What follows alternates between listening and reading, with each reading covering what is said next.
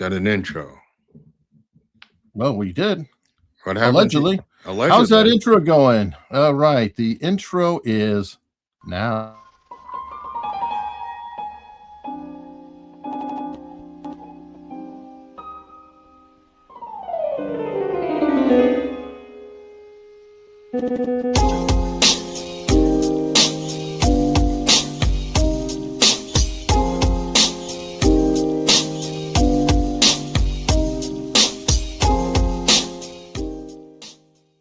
Big breaking political news out of Minnesota. Governor Tim Walz, who of course was the Democratic nominee for vice president in 2024, has ended his re-election bid for governor. He is not going to run for re-election. This comes as pressure has been growing around this widening welfare fraud scandal. Now, Walz has not been accused of any wrongdoing, but it has been a growing political headache. Let's get right to CNN Chief National Affairs Correspondent Jeff Zeleny.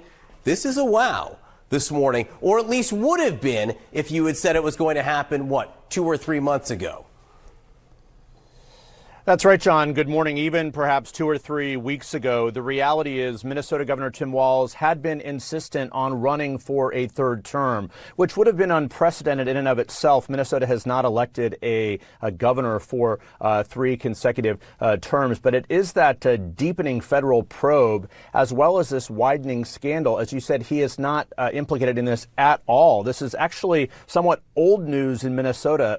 This has been going on for years and years. The prosecution started back during the Biden administration, but over the holidays, it certainly did widen. There was a right-wing influencer who posted a viral video on social media that quite literally went viral when the vice president of the United States and the FBI director leaned in on this, and it shined a brighter spotlight on really what had been some deep concerns among Minnesota Democrats, even about the wisdom of Governor Walz seeking a third term. They believe that this would hang over the entire re-election effort and perhaps even damage the Democratic Party. It's amazing. They can never admit that they've been caught red-handed. It's an old story. The Biden people took care of it.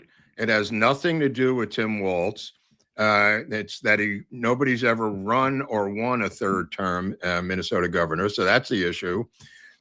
He laid out like 7 different issues as part of his propaganda pushback, Eric. Well, I mean, that's a standard issue is nothing to see here. Right. It's really not that bad. What are you talking about? And then, that's old news.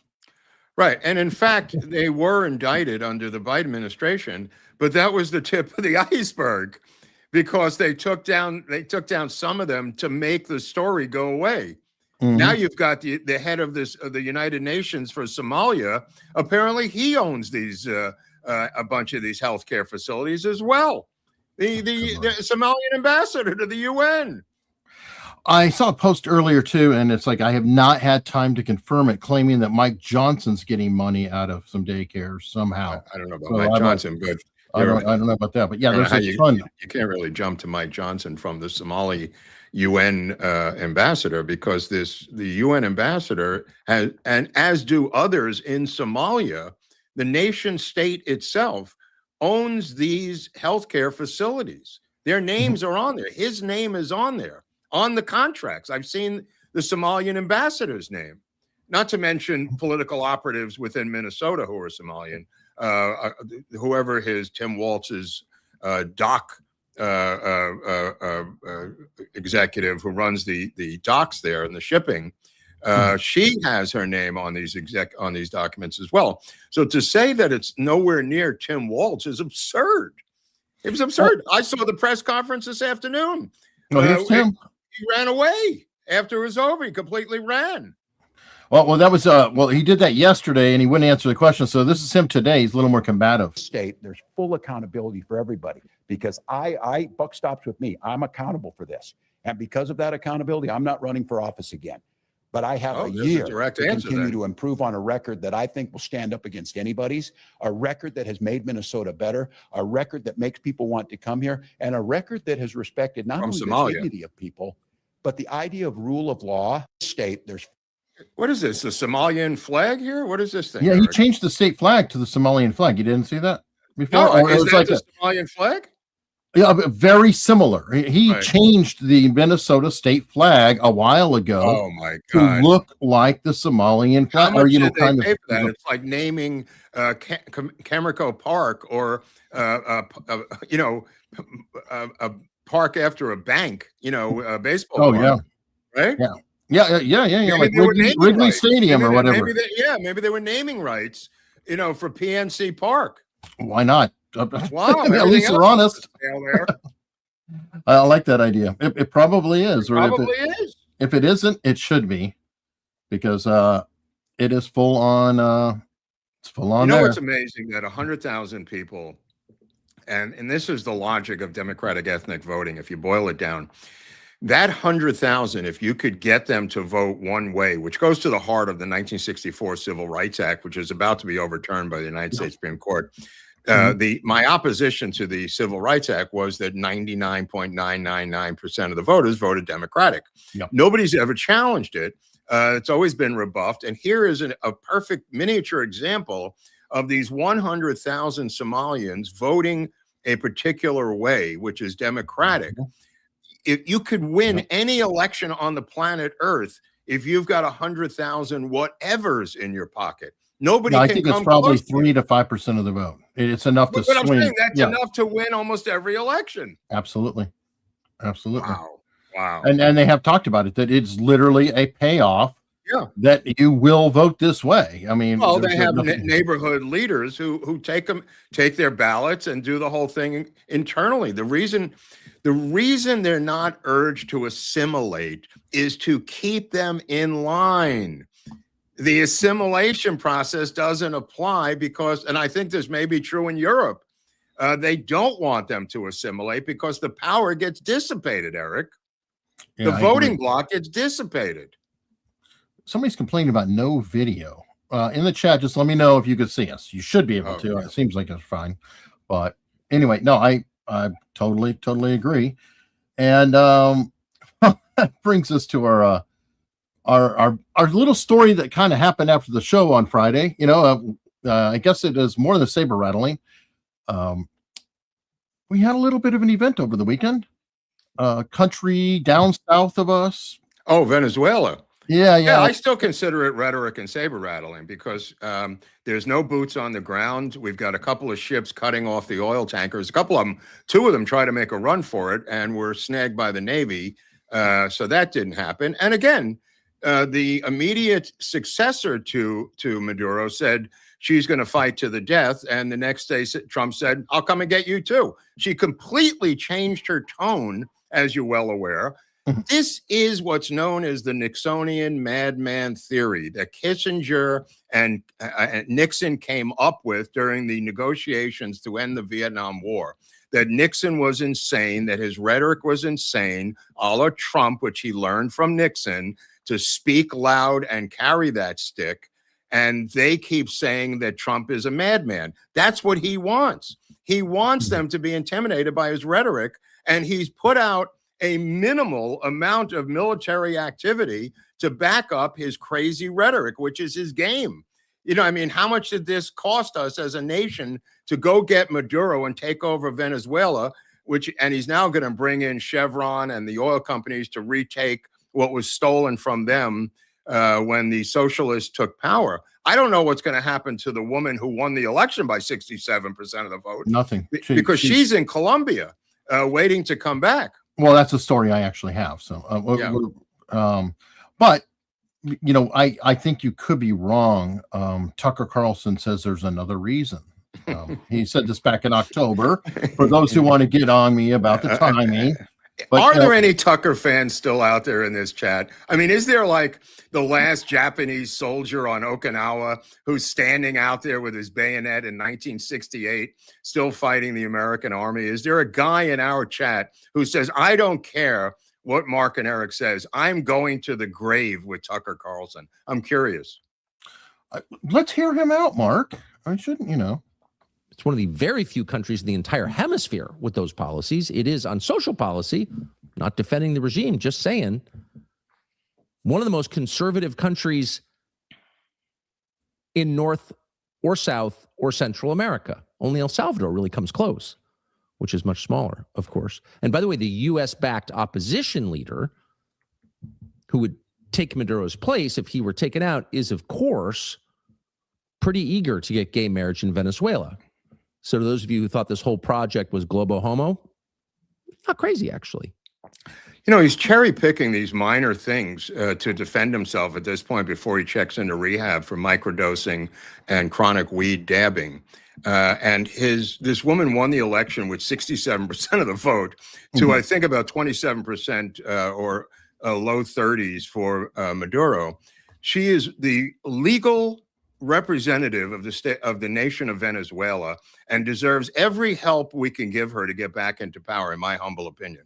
Except it's probably not going to happen. And I'll tell you here, because I don't know if you saw Trump's press conference on Saturday. He flat out said, no, she doesn't have the confidence. And then Marco Rubio has also come back. And the problem they have with her is the military and everybody else in Venezuela apparently will likely not stand down. Okay, I agree with you. Let me predict again. The first election they hold, the first legal election, she will win by a landslide. She will be the next president of Venezuela. There's nobody on the opposition side, and she's not the opposition. She will run an illegal election once Trump sets it up. They're not going to keep her out of an election. That would be insane. No. Right. And she will win by a landslide, and she will become the president of Venezuela. They're not going to install her. You're correct. Right. Well, I want to clarify it, though, because there can be confusion on No. I'm sorry if I was confusing. The elections will happen within a year. And this is just me saying this, my prediction, and that she will win those elections by a landslide. Even more so now, because I think the people from Miami are going to go back. The people from they're going to vote either absentee or whatever they're going to do, either by return or by mail.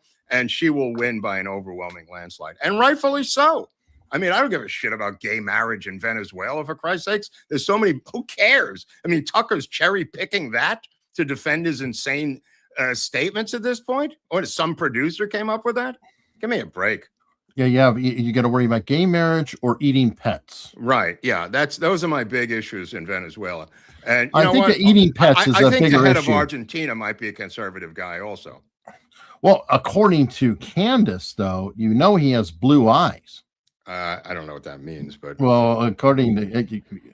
supposedly, according to Kansas, he has blue eyes because in Argentina there were Nazis. So therefore, there were Yahtzees. You're saying there were Yahtzees. Sure, what about when they had when Peru had the Japanese prime minister who fled back to Japan after siphoning the treasury off? Nobody questioned the fact that he was Japanese, and it was the craziest presidency of any South American country.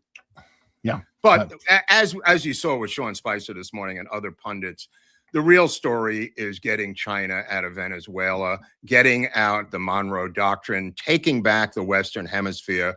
I did not see this coming with Trump once again shocking the world by his actions and rhetoric and saber rattling to get this done and begin the extraction of the Chinese from South America. Glenn Beck, there was like an 8-minute clip by Glenn Beck today that a lot of people are quoting. Scott Adams quoted it. Other people shared it, etc. Like I said, it's 8 minutes, so I'm not going to play it out. Yeah. But he lays out the case that I feel like it represents what I kind of felt was going on, but I didn't have the words to say it. And essentially, if you take Venezuela and you take Iran, that is 70% of all of China's imported oil. I've heard that also. And don't forget, they're calling for the demise of the Cuban regime now because of the same reason. Well, and the rest of the oil is from Russia. Yeah. Now, Russia's kind of busy. And what will happen is if the U.S. controls all of these, all this oil, and things in Iran are shaky right now. It really, it looks like that regime may be falling. I've got a couple stories on that. Apparently, the Ayatollah is talking to Russia about flying there to hide out because there are cops now laying down their arms. Yeah. There's a lot of things going on. So I'm sure we fomented it too, and rightfully so. Well, this, you can't help the day after day. You know, one day, then the next thing happens. Yeah. His argument, and I think it's solid, is we don't need the oil. We don't give a shit about the oil. China needs the oil. Right, of course. And if we control that, then we've controlled China. China doesn't have the energy to lead an AI. Remember how we were talking about how much energy it takes to generate AI? You're completely right. I mean, this operates on so many levels, what he did. And the Democrats now have Maduro ringed around their neck, which is another beautiful domestic political problem, that they are now in bed with this brutal dictator. It's just wonderful to see these people crying who are Venezuelans with their children in the streets of Brooklyn and the streets of Manhattan and the streets of Miami, almost the equivalent of a toppling of a Castro, which didn't happen. And then to have those hipster-looking white male and female protesters going toe-to-toe with them. I couldn't ask for a better photo op and video op than that, Eric. I mean, yelling at the Venezuelan people for the removal of their dictator. Wow. Wow. And somebody pointed out to me that they did the same thing with Stalin in the 1940s when confronted. It's a cult, Eric. The answer is, no matter how much evidence you put on the plate of this far left, young, progressive group, it is a cult. It is a mindset when presented with black and white, stark evidence that the sky is blue, they will say the sky is green. Yeah, well, and I think that's why there's no penetration in debates or logical discussions with them, because they're in a Reverend Moon cult. Which Trump does capitalize on all the time. I mean, that's you know, his MO. I mean, imagine denouncing these people from Venezuela who are celebrating in the streets that their dictator was removed. You know, I mean, he could have died of a heart attack and they would have celebrated as well. But this American involvement is the greatest thing that ever happened to them.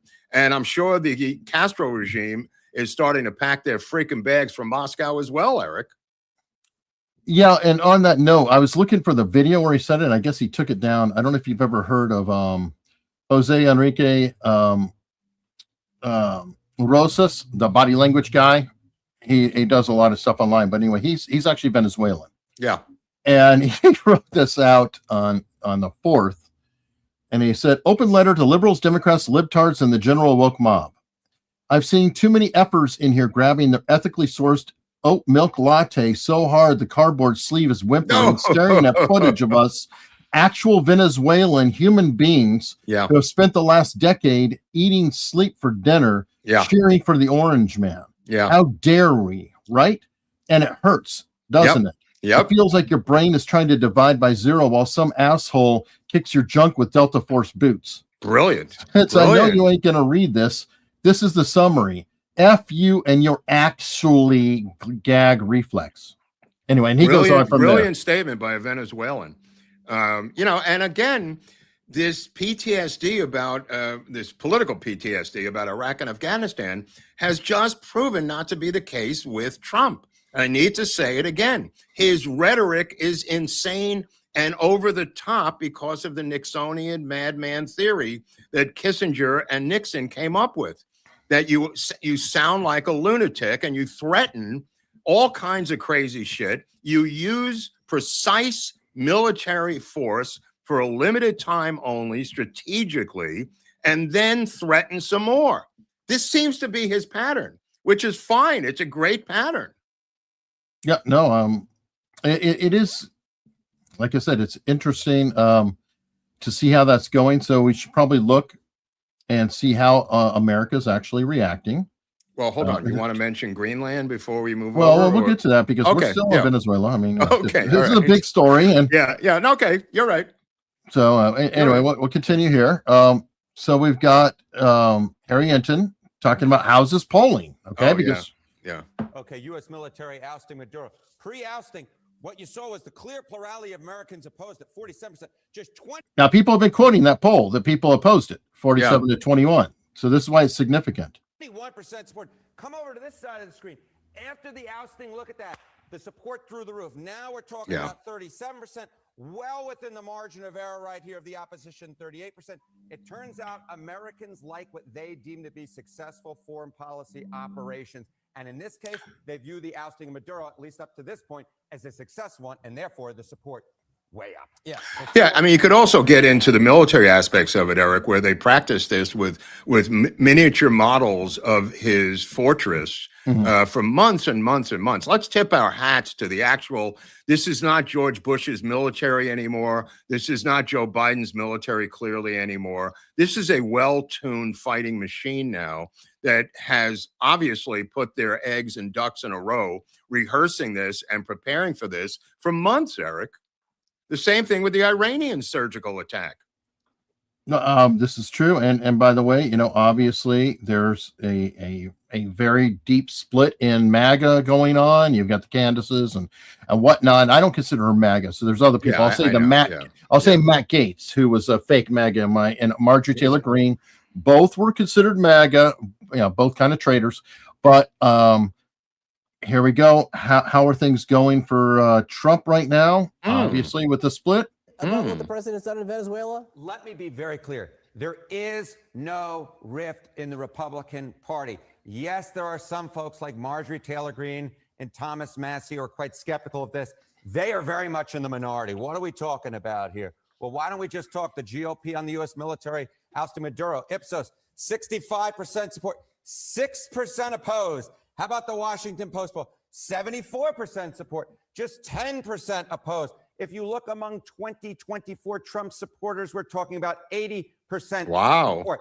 The vast, vast majority of Republicans are with Donald Trump on this issue. Massey and Marjorie Taylor Greene are very much in the minority. Very few Republicans. As I've said, your problem is this issue. Do you even need those words, this issue? No, I don't need the words, this issue, because the bottom line is this. Donald Trump has had an iron grip on that Republican base for a long period of time. And it is the same iron grip that he had 6 months ago. I know every so often people are trying to say, oh, I spot these little rifts. That's the most significant number right there that I wanted to point out. Very good. Yeah, that's very good. Yeah, and they try to exacerbate it by people on the other side as well. Anytime there's a Marjorie Taylor Greene or a Matt Gaetz or anybody or Tucker saying whatever crazy crap they're saying, these people try to exacerbate it. But as I said, your problem, if you have a problem with me and Eric, your problem is with Donald Trump, the guy we all voted for. Your problem is not with us, or I'm speaking for myself. Your problem is not with me. It's with Donald Trump. I mean, I support everything he's doing. When he goes into these rhetorical flourishes, that's part of the game. I can't believe that there are 10% of these MAGA people who don't get this yet. And after seeing the guy for 10 years on the stage, they still don't get what he's trying to do in Greenland and what he's trying to do in Venezuela and what he's trying to do in Iran. It's shocking to me that they don't get it. Yeah. Now, on the other front of the MAGA split that we were talking about, and we just talked about Tucker a few minutes ago. Questions on that, and let's bring up our girl Candace again. I did not share this one before, even though we had talked about it, because I was trying to be fair. And that was, remember, Candace Owens is the #1 podcast in the world. She got there riding on the back of her dead friend, and everybody's pointing out, oh my God, she plummeted to 24. Now, in fairness, because she has not had a show since December 19th, if you don't have a show, your numbers are going to go down. You're probably going to plummet down the line. Fair enough. But she has had a show now, and she is now at 57. Oh, well, the people have spoken. So it's a free market economy, and that's a beautiful thing. Yeah, she went from #1 a few weeks back she's heading to the dustbins of history, Eric.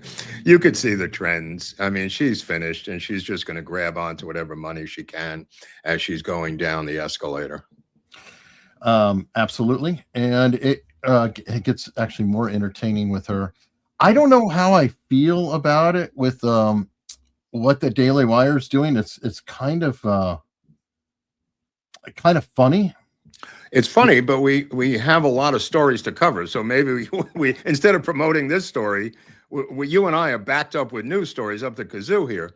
I personally don't want to give the bitch any oxygen. So, I mean, if you well, I'm giving something they're doing oxygen. Okay. Give me a quick Go brief ahead. thing. Go ahead. Anyway, Go ahead. Yeah. they own her show and they own her social media channel from when she was the Daily Wire.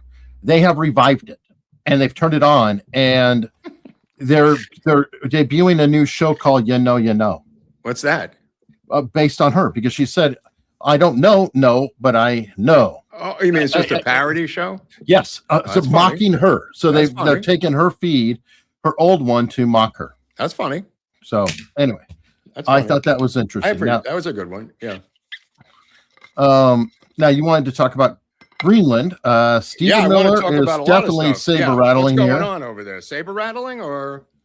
Well, I mean, he's being provocative in the language, if you will. Yeah. Saber, however you want to say it. He's literally saying, to me, can be rhetoric. You know, I mean, it doesn't have to be a ship off your coast, but it can be both. Right. Well, this is talking. Okay. Yeah. And saying that we haven't ruled out military action to go into Greenland. Mm-hmm. It's rhetorical. It is a trolling rhetoric, madman theory of politics. Does anybody think they're going to invade? Highly unlikely, but it gets a response as a negotiating. What they want to do is sit down with Denmark and make a deal.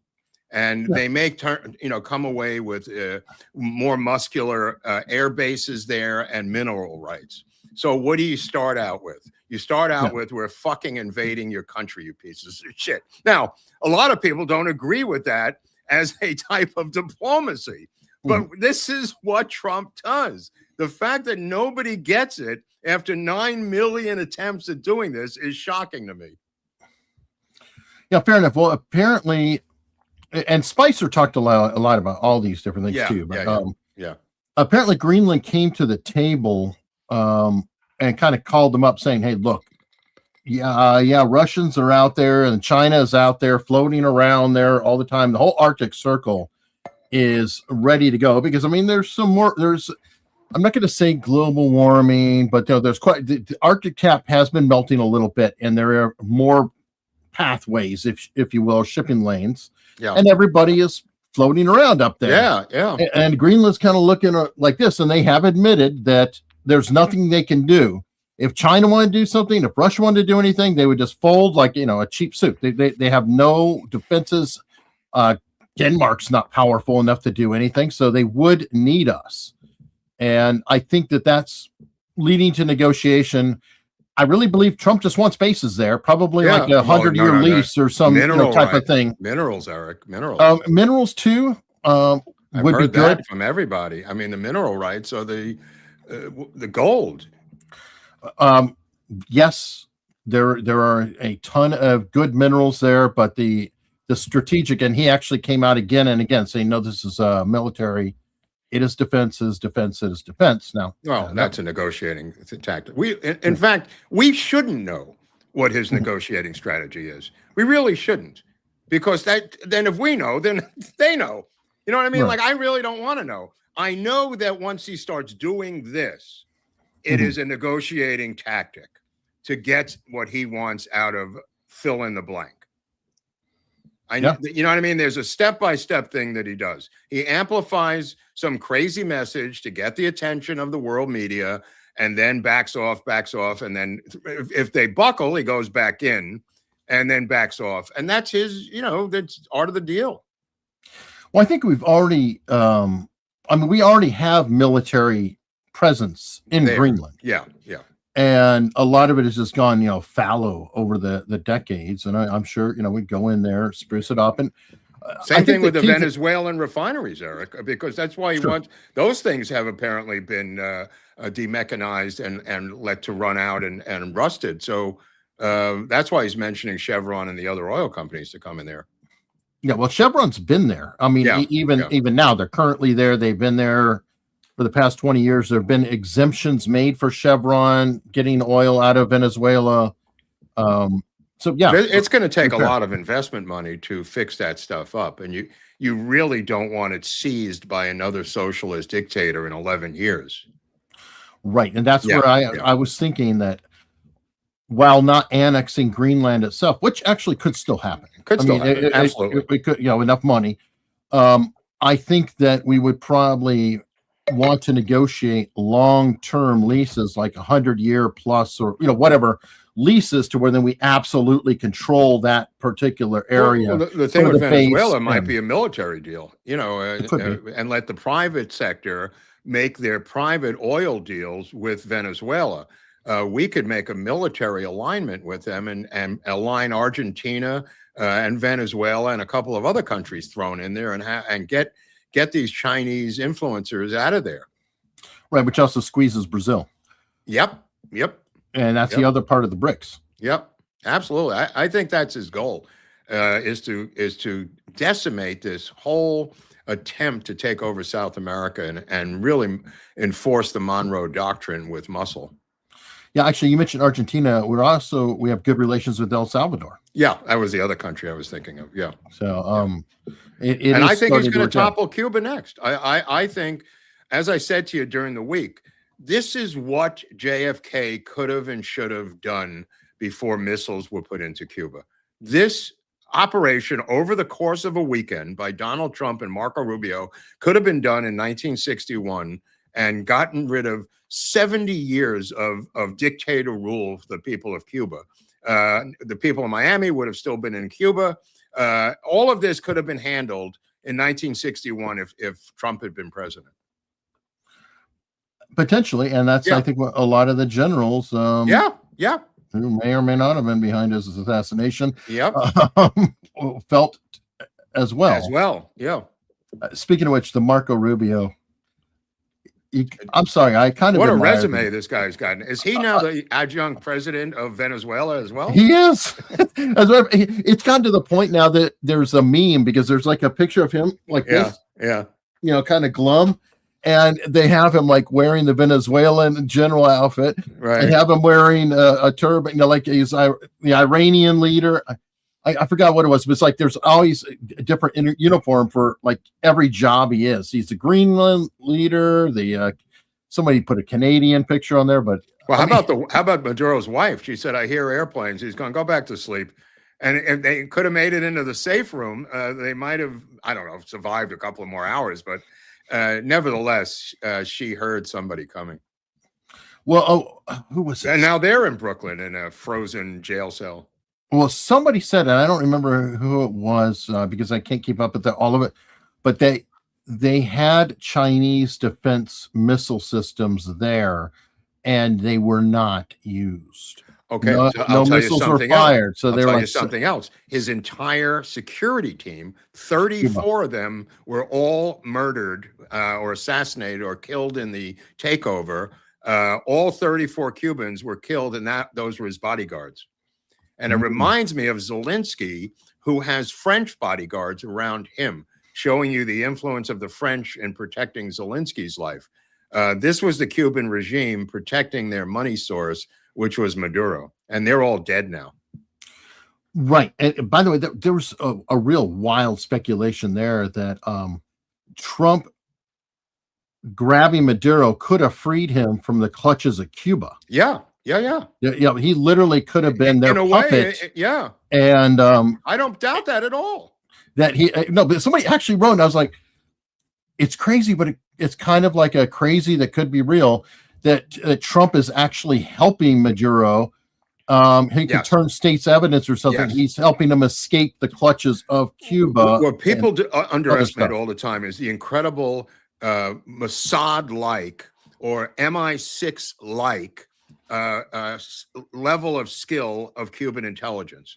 They were forced into this for survival in the early 60s, and they have masterminded the art of intelligence throughout South America and Africa. Nobody ever discusses them because it's always, the Jews or that's MI6. Why they're so good. Right, exactly. I know. So good that nobody knows. They have penetrated so many South American countries to provide intelligence for the masterminds, the Castro regime based in Havana. And again, because JFK signed a no-touch agreement with them, and I'd sign it. It was a de facto agreement, but we have laid off and allowed this cancer to grow through South and Central America.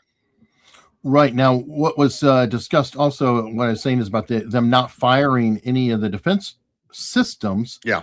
Is that Trump has talked to both China and Russia in recent weeks. And there is some speculation that he told them, yeah, stand down. Stay out of it. Yeah, and and they did. Yeah. Yeah, I mean, they got their own problems. They can't defend a corrupt regime where, like Noriega coming in to get Noriega. I mean, who's going to start going to war over that? The same thing happened back then. Well, and the third piece of that domino, though, with all that is Russia, because if he drives the price of oil down even further, it could bankrupt Russia. That brings them to the table to end the Ukraine war, which Trump wants Ukraine-Russia war done. And Putin's dancing around it and not necessarily doing it. So this puts a squeeze on him too. If the oil becomes worthless, well, no, because there's some hardliners in Russia who essentially, can threaten Putin if you shut down. But if he has a reason to do it, like, hey, our oil is going to go down, it'll bankrupt the country, this is a proper means to save it, then that's going to be a strong leader move, not a weak move. And again, that kind of a chess type of move. Again, I think this war is in the final throes of negotiations, and usually when there's a multi-year war, you go berserk at the very end before you finally settle the distribution of the land, which is what I think is going on right now. Well, it could be. I don't think anybody... There's up and down doubts what it's going to be. I mean, Donbass to go to Russia. No, but there's little subtleties, like Zelensky coming here, trying to cement the defense agreement with us. I mean, all of that stuff has to be worked out. And in the meantime, Russia continues their assault to remind them that they're getting their asses handed to them, to speed things up. I mean, this is a classic win-lose situation war where this Zelensky has an uncle, defending him who wants out. And now we're just negotiating the way out. I mean, the Europeans have given up already. They want out. Right. Oh, sorry. That's the fourth piece of it too. Is that it'll destroy NATO or shut down right. NATO, which has been a giant pain in the ass and helped exacerbate and keep Ukraine and everything going. So I don't know. I mean, it's fascinating to watch. I want to pivot back to Minneapolis because I'm sure you saw the story. Hilton, there was a Hilton hotel that found out that, oh my God, we're going to have ICE agents here. And they wouldn't allow them. They canceled all reservations for all ICE agents. Now, times have changed because think about it. If that had happened under Biden, no worries, right? Right. But now Hilton dropped the hotel. What? Yeah. So this hotel. I have points. Can I use them at that hotel or my probably not anymore because no meetup in Minnesota, you guys. I hope you're hearing that from Eric. Well, I don't know. Can't stay at the Hilton there. Nope. It's Hilton in Lakeville. Everybody get to know it and shame it. Yep. I think that's great. So Hilton itself dropped them from the chain. They're no longer a franchise. Fantastic little story. Thanks. So that is a good move. And I'm sure that Hilton will send somebody, Paris or somebody to come to the White House and kiss the ring. Right. For too long saying, please, please, please don't do it. Please, please, please. How about this story about Tish getting degraded to sanitation commissioner by Mandami? Her no more connection to the mayor's office. She's now essentially the garbage commissioner. Well, let's see if she's keeps. She's going to split. She's going to. She comes with a lot of money. This is the Tish family. She was doing this, because she doesn't need the money. She's a true believer, and she's going to believe her way out of this job. Which is, he doesn't want to fire her, so he's degrading her. Which is what I was predicting to Al Gonzalez, that he's trying to shame her out of the job. Yeah, but his housing commissioner is quite a piece of work, Eric. Oh yeah. Oh yeah. Well, is she white, or am I just seeing a? Of course, she's a white woman. Oh, okay. I just wanted to make sure. White females are behind all this shit. That. Right. It's. And what is he call it now? Adam Carolla, gyno-fascism. That's what he called it. I saw him the other day. He was on. I could believe it. That's pretty funny. Gyno-fascism. A great interview with Dave Rubin.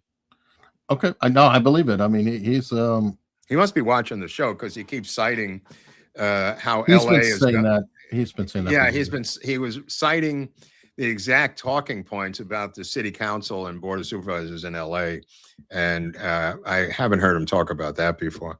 Their sexual public.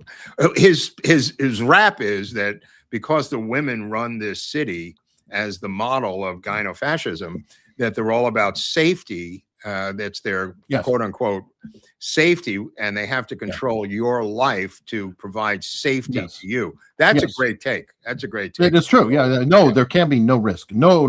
Right. But it's a phony bullshit argument. They just really want to control you from cradle to grave. Fair enough. I've listened to Carolla on and off for about 20 years, and I could tell you his first book, at least the one I remember, was called "In 50 Years We'll All Be Chicks." Oh yeah, I remember. So he's been on this. For a while. I just saw him with Dave Rubin, and Rubin was asking some good questions. Yeah, and Carolla does a good job almost every time. He's solid. But back to the one you were talking about. This guy deserves some credit. This female deserves some credit. Michelle Tandler. I thought it was Michael for a second. Yeah.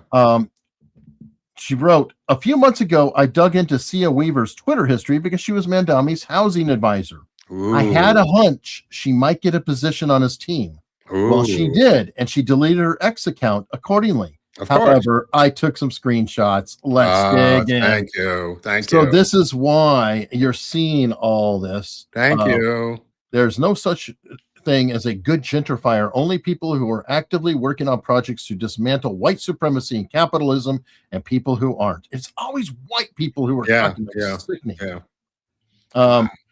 Anyway, she got an entire thread here. Just put it out. This thread has 3.6 million views. Right on. All over the place. So I think that's great. And I encourage everybody, by the way, if you know that somebody is dicey or whatever, please screenshot tweets. Please, grab all that stuff, because especially, by the way, with the new California law that we do like, they could just say erase my whole social history, and if there's no screenshots, if I collect a screenshot of you. Put it this way: California became the first two-way phone call state for a reason, that you had to have permission on both sides, because reporters were taping politicians and then using it against them. So they said, "Oh, we need a law that both sides have to agree."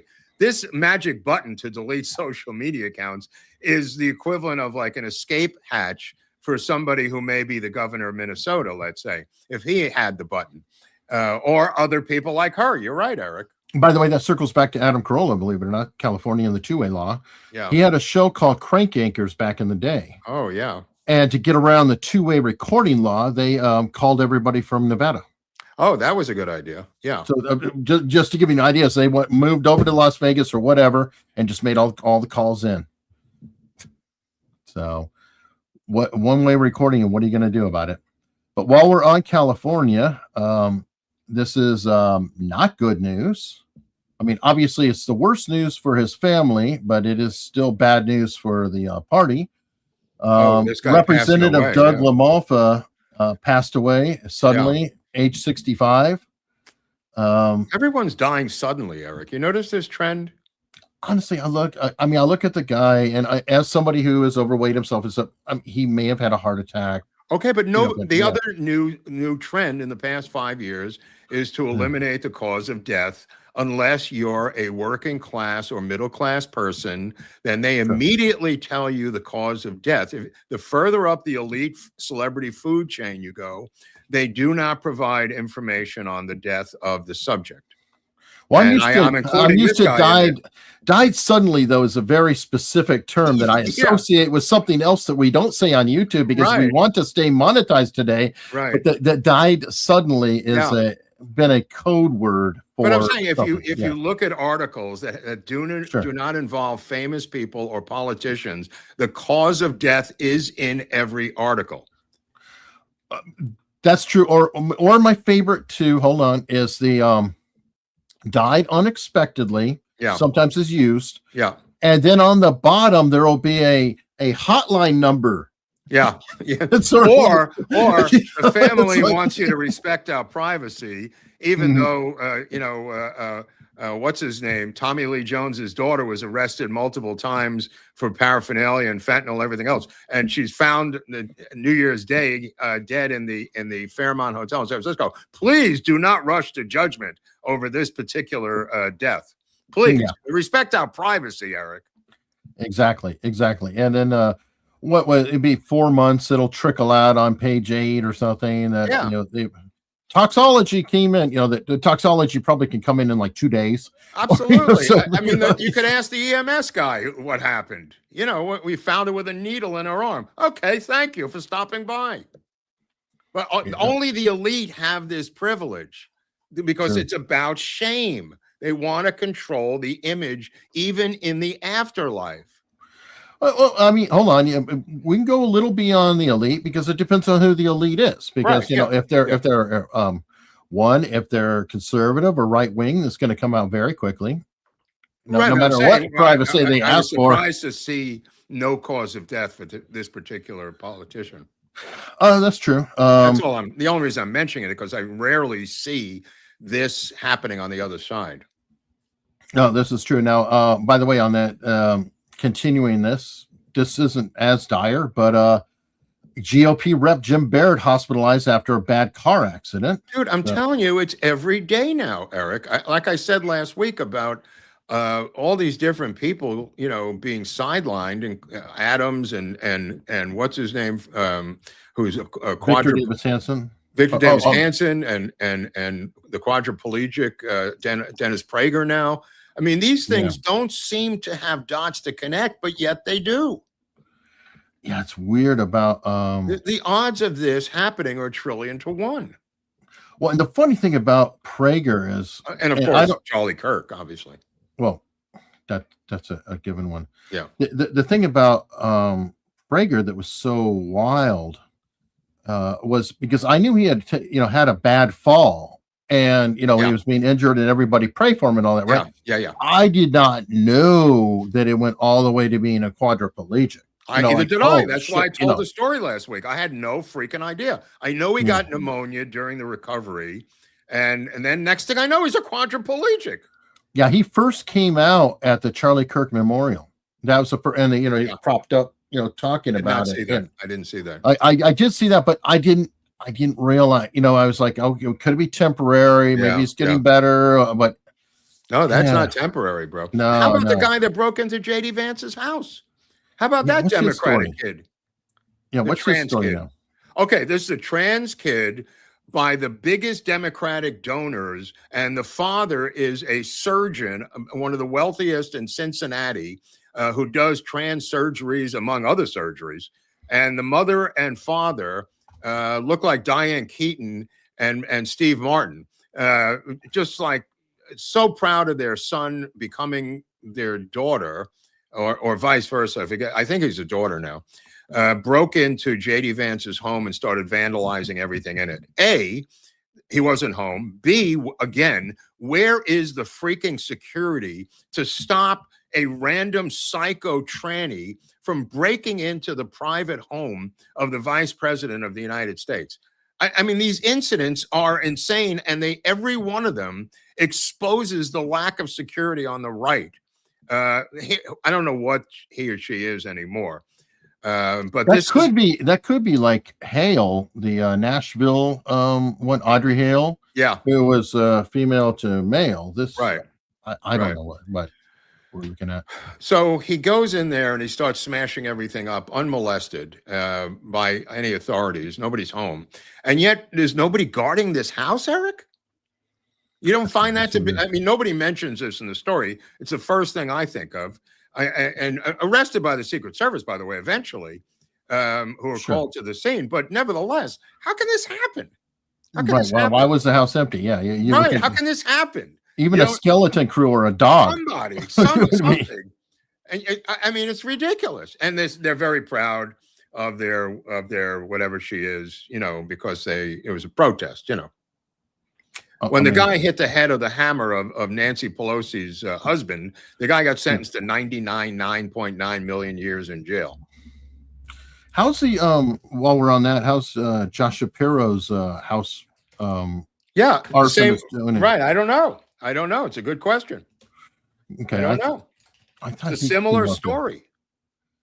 And they don't make a big deal out of it either. It's just like a quick sentencing sideline. Moving on. Right. That's what's going to happen in this story.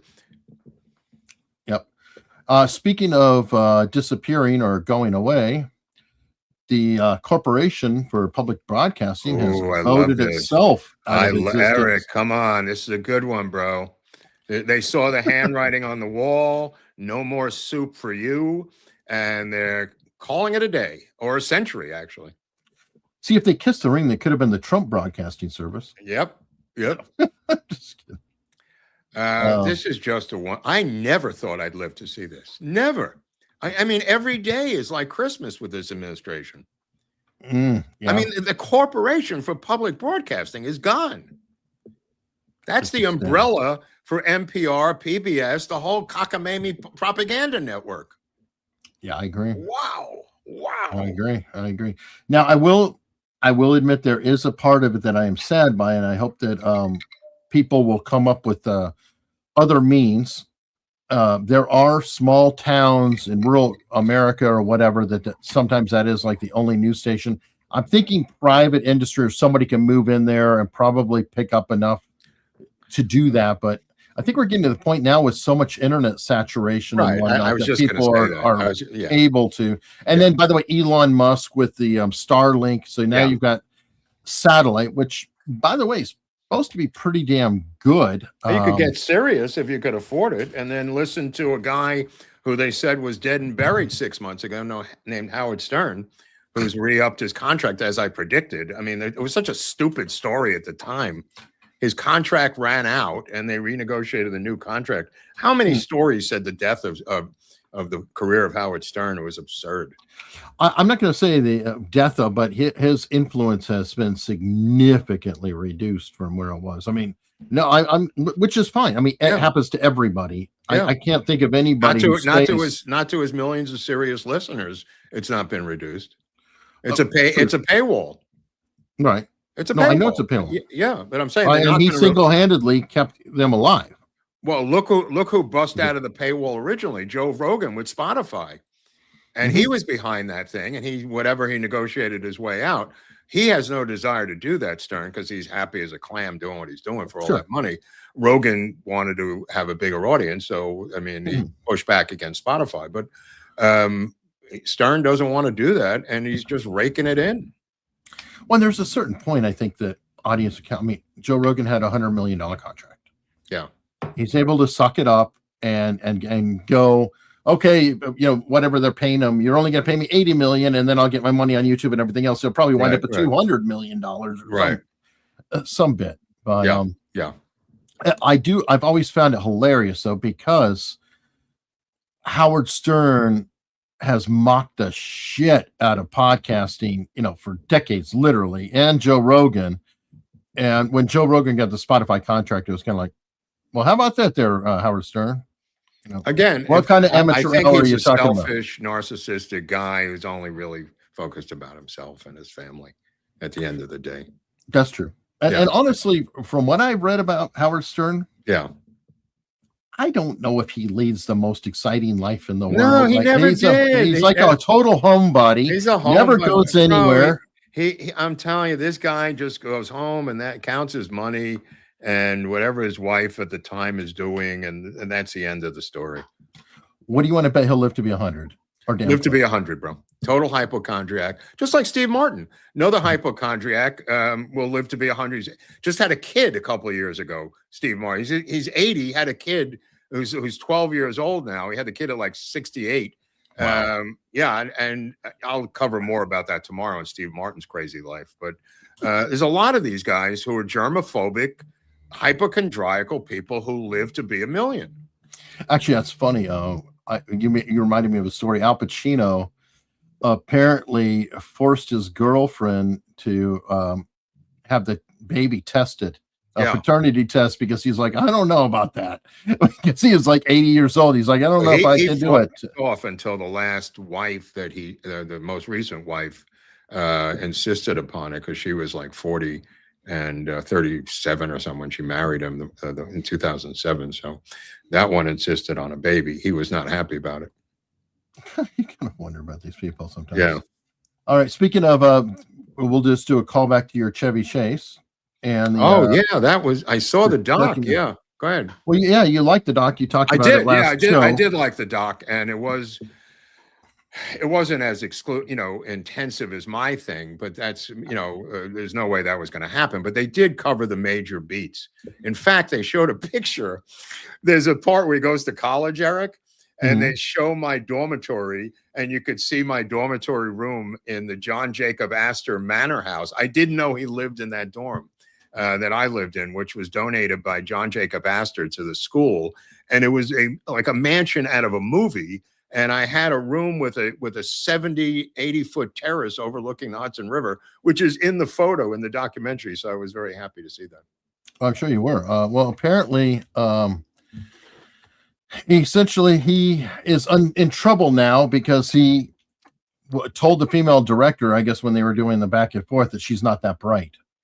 Yeah, I know, but it was a quip. I mean, they say in that in the article.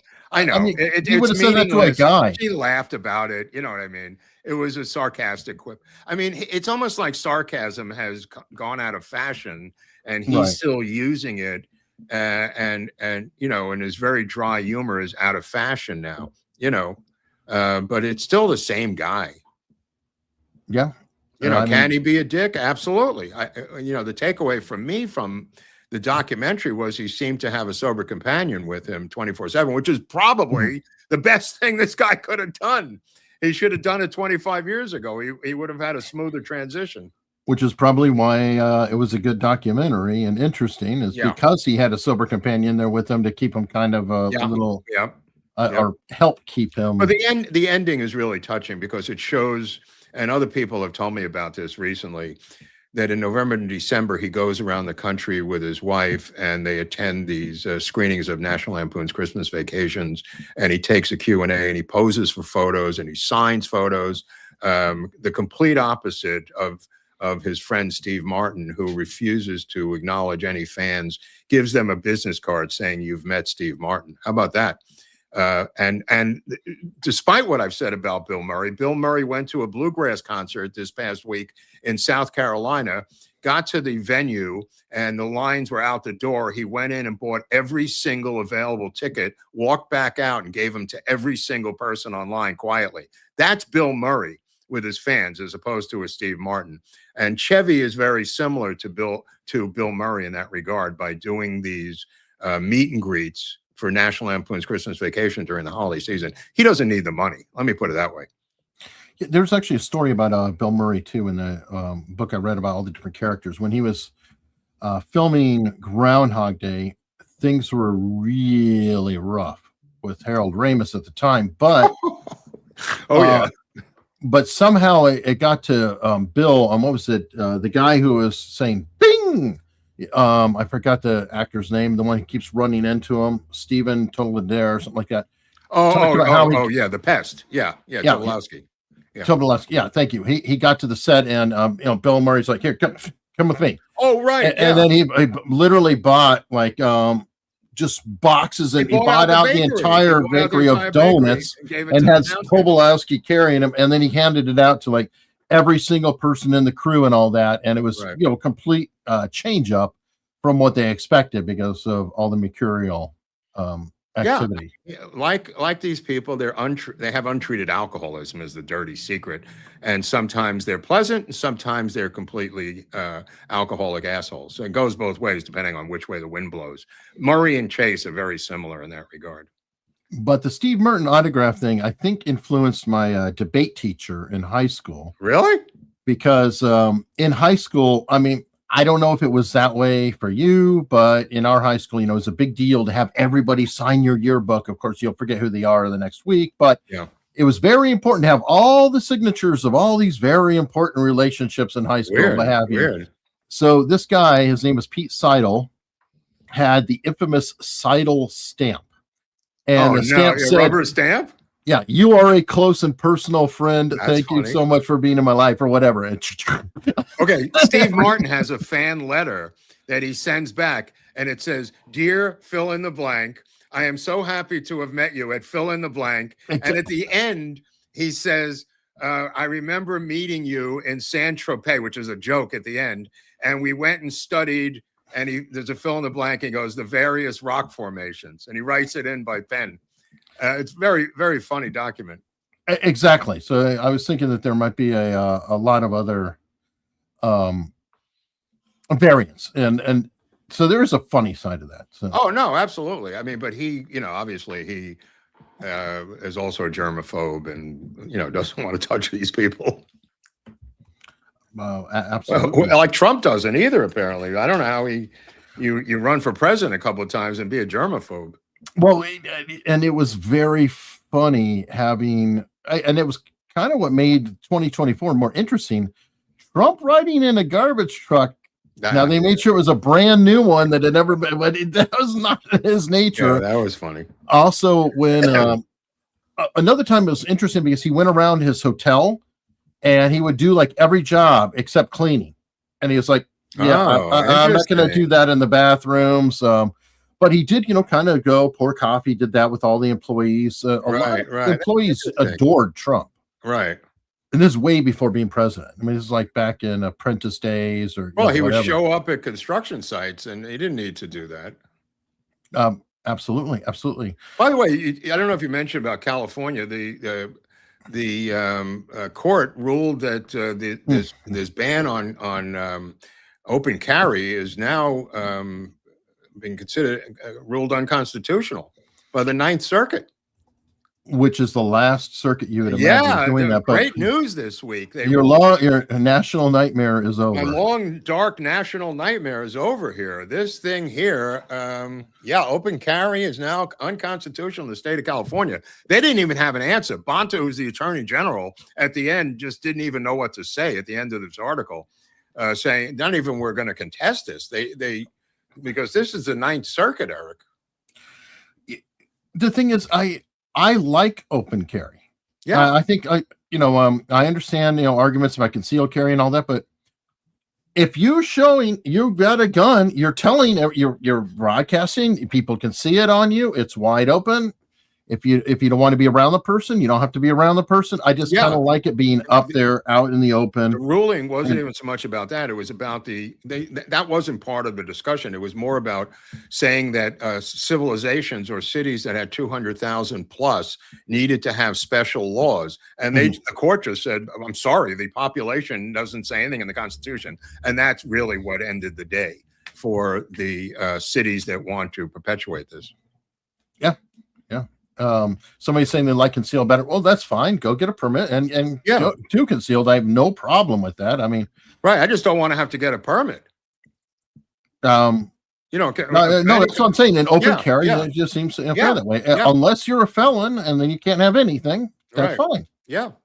I mean, I think it helps keep people honest. The open allows you to carry it in your car and do normal things without having a concealed permit. They were using restrictions in LA County and other counties that were so draconianly insane that they would approve 3 permits a year for populations in the millions. So that's what the court ruled on. That makes sense. Yeah. Well, the other thing they're trying to target in California is another approach is they'll try to ban every bit of ammo they can. Well, the ammo thing is coming up next because what's her name filed an amicus brief on behalf of the Trump administration in the lawsuit against Bonta, the attorney general, about the ammo. They filed an amicus brief today. What's that? Who filed a Bondi or the DOJ? The DOJ. Bondi. Okay. Yeah, the DOJ filed an amicus brief in the case of somebody versus Bonta about the ammo and the background checks of just ammo. So that particular case is moving forward now. But I'm hoping that this opens up the floodgates to sales of various exotic handguns, and they're not really exotic anywhere else, but they're exotic here, that this thing ends because, you don't want to be constantly packing a 9mm Beretta all the time. It's a heavy gun. And there's a lot of sexy little guns out there I'd like to get my hands on. Stylish. Okay. You know, he wants to color coordinate his guns, guys. Every single gun that's available in the open market is not allowed in the state of California. They've limited it to like 5 different handguns, Eric. Yeah. Yeah. Oh, by the way, thank you for reminding me. Michael Reagan just passed away, by the way. And I don't want to forget to say anything I actually already had forgotten, but there's a guy, strong legacy, very interesting case because he's actually the adopted child of Ronald Reagan, but really followed his father's philosophy. I believe he ran the library.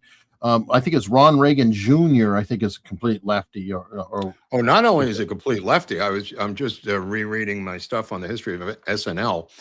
And Ron Reagan Jr. gets to host a number of times, and he said, "Nobody's going to out-left me. I am to the far left of anyone on this show. So don't worry about me." And he became like a darling of SNL. Of course he did. Nobody's more popular than a traitor, but then I guess it goes both ways. But yeah, thank you for reminding me. I hate to give him a short shrift. It just happened, or we just found out. But he is a very well respected commentator and everything else in his own right, and I appreciate it. Let me see. We've got some a lot of super chats have come in. People are really generous, and we got at least one Rumble rant here. All right. Mia Santiago said, "Eric, please have a Venezuelan on. Jesus Enrique Rosas would be a good one. Many are just figuring out the anti-war types, but no Venezuelan. They should have the voice, right?" I've asked to have him on a lot of times. I know him, and we talk, we follow each other, but he's such a big channel that he doesn't have time to come on with the likes of me. He's a million plus sub channel, and I don't mean that. Want to remind these people like her to subscribe to the channel. Maybe we could get bigger numbers, Eric. That'd be nice. And Robert Govea, his audience has invaded our stream or raided our stream. What does that mean? Rumble. Rumble has some sort of setup, and I've never figured it out. But when you end the show, figured it out. Well, when you end the show, you can just go find a stream and then point everybody to go to it. I knew how to do it on YouTube, but I don't really understand it on Rumble. And there's a person there, neurodivergent one. Neurodivergent, of course, being code for autism, which is our favorite audience. Oh, of course they found us. Neurodivergent, that's the you go to autism headquarters, they've got our poster up there. Exactly, but that he has stepped up and he's helped out and has been doing raids and then raiding other people from our show. So shouting out neurodivergent one for that. So thank you very, very much. Let's see. And then, we've got to start it out because a lot of things in the world are happening. What? And Anthony from Australia, of course, wants to say that it's Trump's fault. Well, it cuts both ways. It's his fault, and he invented it. So, yeah. And somebody asked, I must like Robert Govea, an attorney. Yes, I like Robert Govea. A story with Robert Govea, though, is he used to be Robert Goldsmith or something. Gruber, I think, or something like that. It was something, right? He changed it midstream. Well, no, this is the beauty of it. I interviewed him. He came on my show and changed his name the next week. Because he was haunted by the interview. He couldn't believe how bad it went. I know, but I'm like, him change his name, Hunley. Man, I was Mark Dunn when I started with Hunley. I had to change it to Grobert. Gruler. Okay, so yeah, he was Mark Gruler until I interview him, and then new name, new everything. It's like, okay, fine. Oh my God, I didn't know it was so embarrassing to the man. No, anyway, Brad Pitless, 837. Will California use their new redistricting Prop 50 laws to replace the Republican congressman that just passed away? Absolutely, they already said that. Yeah, so it's another loss of a seat. Which it makes the lead down to 5. And if somebody else just died that Eric put up, it may be 4 by tomorrow. That other person you put up. So, and then Marjorie Taylor Greene, her last day, I think, was yesterday or today. I mean, anyway. By the way, it all goes back to Indiana and Mike Pence's gang there, and letting them live and not prosecuting them, and all of this stuff comes back to bite Trump on the ass because he doesn't have the LBJ killer instinct. No, by the way, he suffers because of it. He just says, "Oh well." Speaking of Mike Pence, speaking of everything, and today is the 5th anniversary, January 6th. Yeah, that's why I was thinking of it. Yeah, and they've taken away a lot of victories, and there's protests on both sides in D.C. today. By the way, there's marches on either side. But I mean, the fact that Byrd, the woman, the killer, the Capitol Police killer by his own admission of Ashley Babbitt, his wife owns a bunch of these in her name, these healthcare centers with government funding. She does. I did look at it though. One specific note is that they are uncredited essentially, and they do not get government money. Well, I read that she's getting government money. All right. Well, we need to follow up on it because. Okay. What do you pay, a $20 cover charge to get in? Well, how does that function? Well, I mean, there are many people who run unauthorized daycares at their house or whatever, neighborhoods and different things. So, like somebody might have a lot of kids and then they run a daycare, informal one. So. Well, here in LA, I mean, it's so licensed and so controlled by the state. Maybe it's different in Washington, D.C. I don't know. But here you could barely ever get away with something like that here. Nobody's putting their kid in an unlicensed daycare center in Los Angeles. I'll tell you that much. Yeah. Well, I mean, it is what it is. And I always want to point out if I see it, if there's a counter argument, I'm going to say, okay, well, there appears to be something until we have more info. Well, I didn't care that much. I just want to finish. I didn't care that much about her. I care about the fact that he was never brought up on charges of murder. And he's celebrating now January 6th with the rest of them. Yeah, and he's pardoned too. Yeah. So I mean, he's maybe pardoned by autopen. Right. Well, there was also the question, though, an interesting one about the January 6th bomber. Yeah. Whether he was trying to angle for the pardon himself, because the January 6th blanket pardon, and they're trying to say, no, you did it the day before, bitch. So, Yeah. Well, the bomber now, there was a story that he may go free because of judicial misconduct. Could be. And by the way, I believe the statute of limitations are up. So all the feds he wanted to grab, sorry, too late. Yeah, too late. But this is a bit on that too. Yeah, what's the deal here? One of the people who was affected, and of course there were many, was a Catholic school teacher. And this is not somebody who went to prison or something. There were other ways they could, screw people over. And one of them was the terrorist watch list. Oh, yeah. And they had, remember, people who were in the flights. I think Tulsi Gabbard was on a flight list. Yep. And it's called watch listing. Yep. Apparently, they have ended that under Patel and whatnot. So that is nice to see. But it's completely sickening because this woman was watch listed. She's a Catholic kindergarten teacher. Of course. Her husband is a senior air marshal. Oh, somebody who keeps people alive on planes and safe. It's shameless. Anyway, senior federal air marshal Mark Crowder is the husband. So that's hopefully we've stuck a pin in a lot of this and it's gone away now. Well, he's cut off aid to Minnesota now, Trump. I don't know if that's going to stand. Billions of dollars in aid. I hope this stands up. By the way, there's a new Shirley kind of guy in California who went to some healthcare centers this weekend with Iranians who were running them with Rolls Royces and got into a confrontation, not unlike Nick Shirley. There's a new kid on the block, so to speak. You know what? I got to hand it to my wife, Leslie. She told me when she was looking, she goes, "Why aren't people looking around Hampton? How do you know it's in Minnesota? Right, it's everywhere." This is and somebody else brought it up. It might have been Sean Spicer or somebody.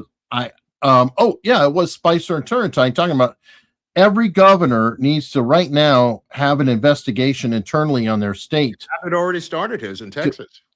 Well, the right wingers are going to. The Republicans are going to cover themselves. Get ahead of the curve. Abbott ordered an investigation from top to bottom.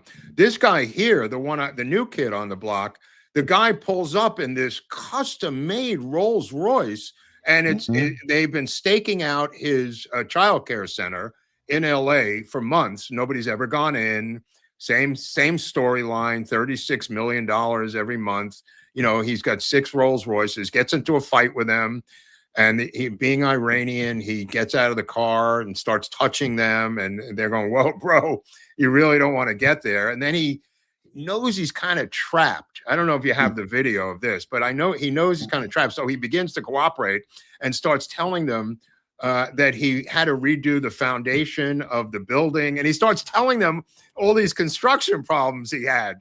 And they're going like, we don't even care about that, bro. Where are the children? And it seems to be an ironclad offensive method to capture them. No children, federal money. Who gives a shit about the building? Yeah, well, it's pretty easy to find out. Well, they had the documents in hand, just like Shirley did, which I found. Right. And there were 2 of them, one backing up the other, so they're not alone, which is one filming the other, which is kind of cool. But this guy's Rolls, I've never seen a Rolls Royce like this. It had suicide doors on it, red leather interior, completely white. And I'm just going, and they kept saying, how much is this car? I mean, it's just insane how extravagantly they go over the top, because it indicates their psychological security on the issue. That's why it's important. Not that they're poverty pimps. It's that they feel comfortable enough to exploit it. A real crook would hide it. They drive a Camry. Right. You drive a fucking Camry. But they feel so confident that they are untouchables that they're going in the other direction. Yeah. That's it. By the way, speaking of that, remember tax on tips? Yep. This one slipped under our radar.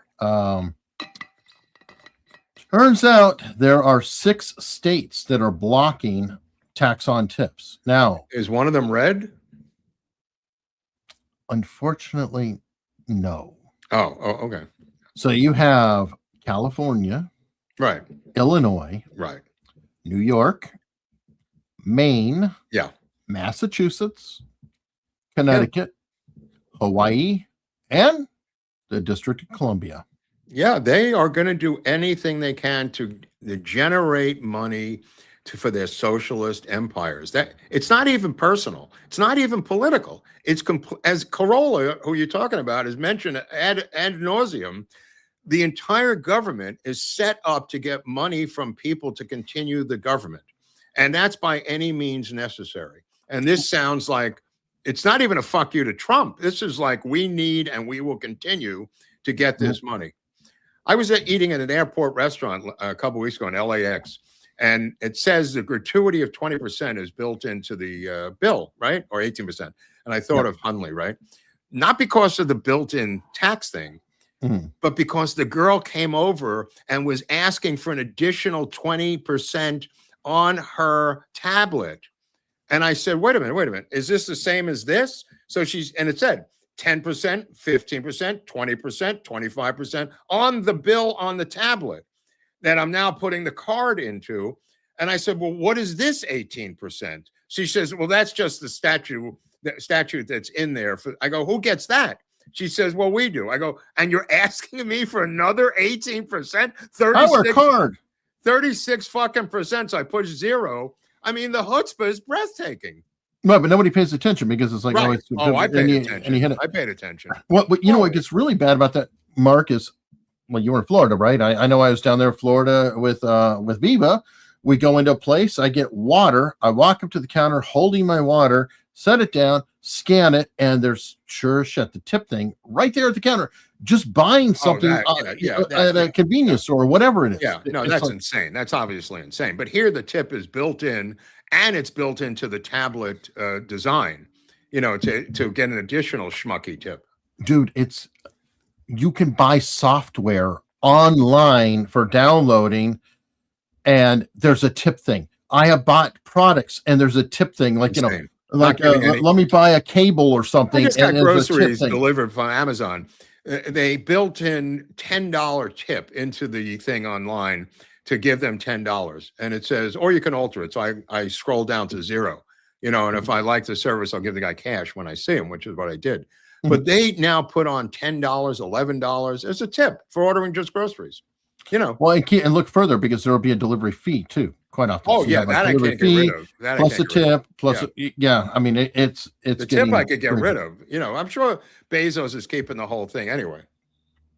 No, it is rough. It is completely rough on that.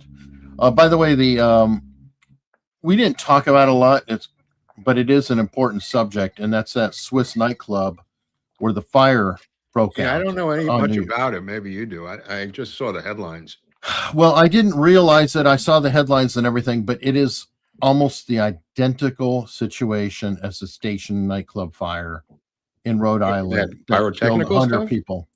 Yeah, they had. If you look at this picture right here, a rock band with pyrotechnics. Oh, wow. It wasn't a rock band with pyrotechnics. It was the same sparklers, in champagne bottles on a bartender's shoulder with soundproofing that was not rated for any kind of a building, cheaped out, that caught fire, as you can see right here above. Yeah. And again, a lot of people on my channel under my name, I did multiple episodes about the Station nightclub fire, how that happened, what happened with it. This keeps happening over and over and over. It is a horrible situation.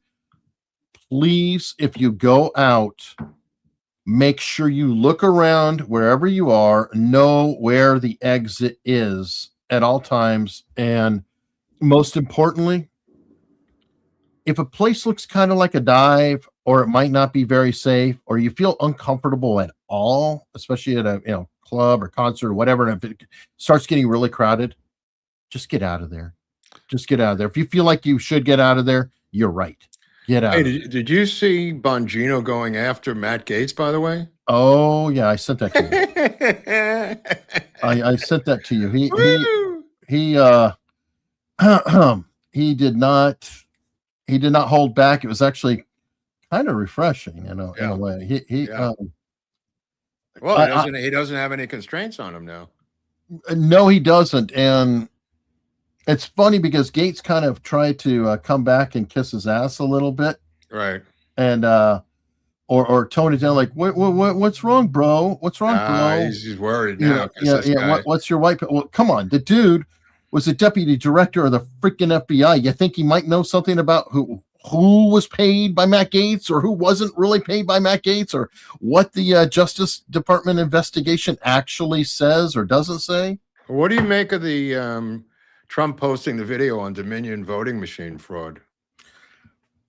I think it's a statement. I don't know which way to go because on that, but yeah, it's a statement. I mean, there's a Venezuelan intelligence whistleblower that says the CIA outsourced the election rigging tech like Smartmatic and Dominion from Venezuela, Eric, which was what got what's his name fired from Fox.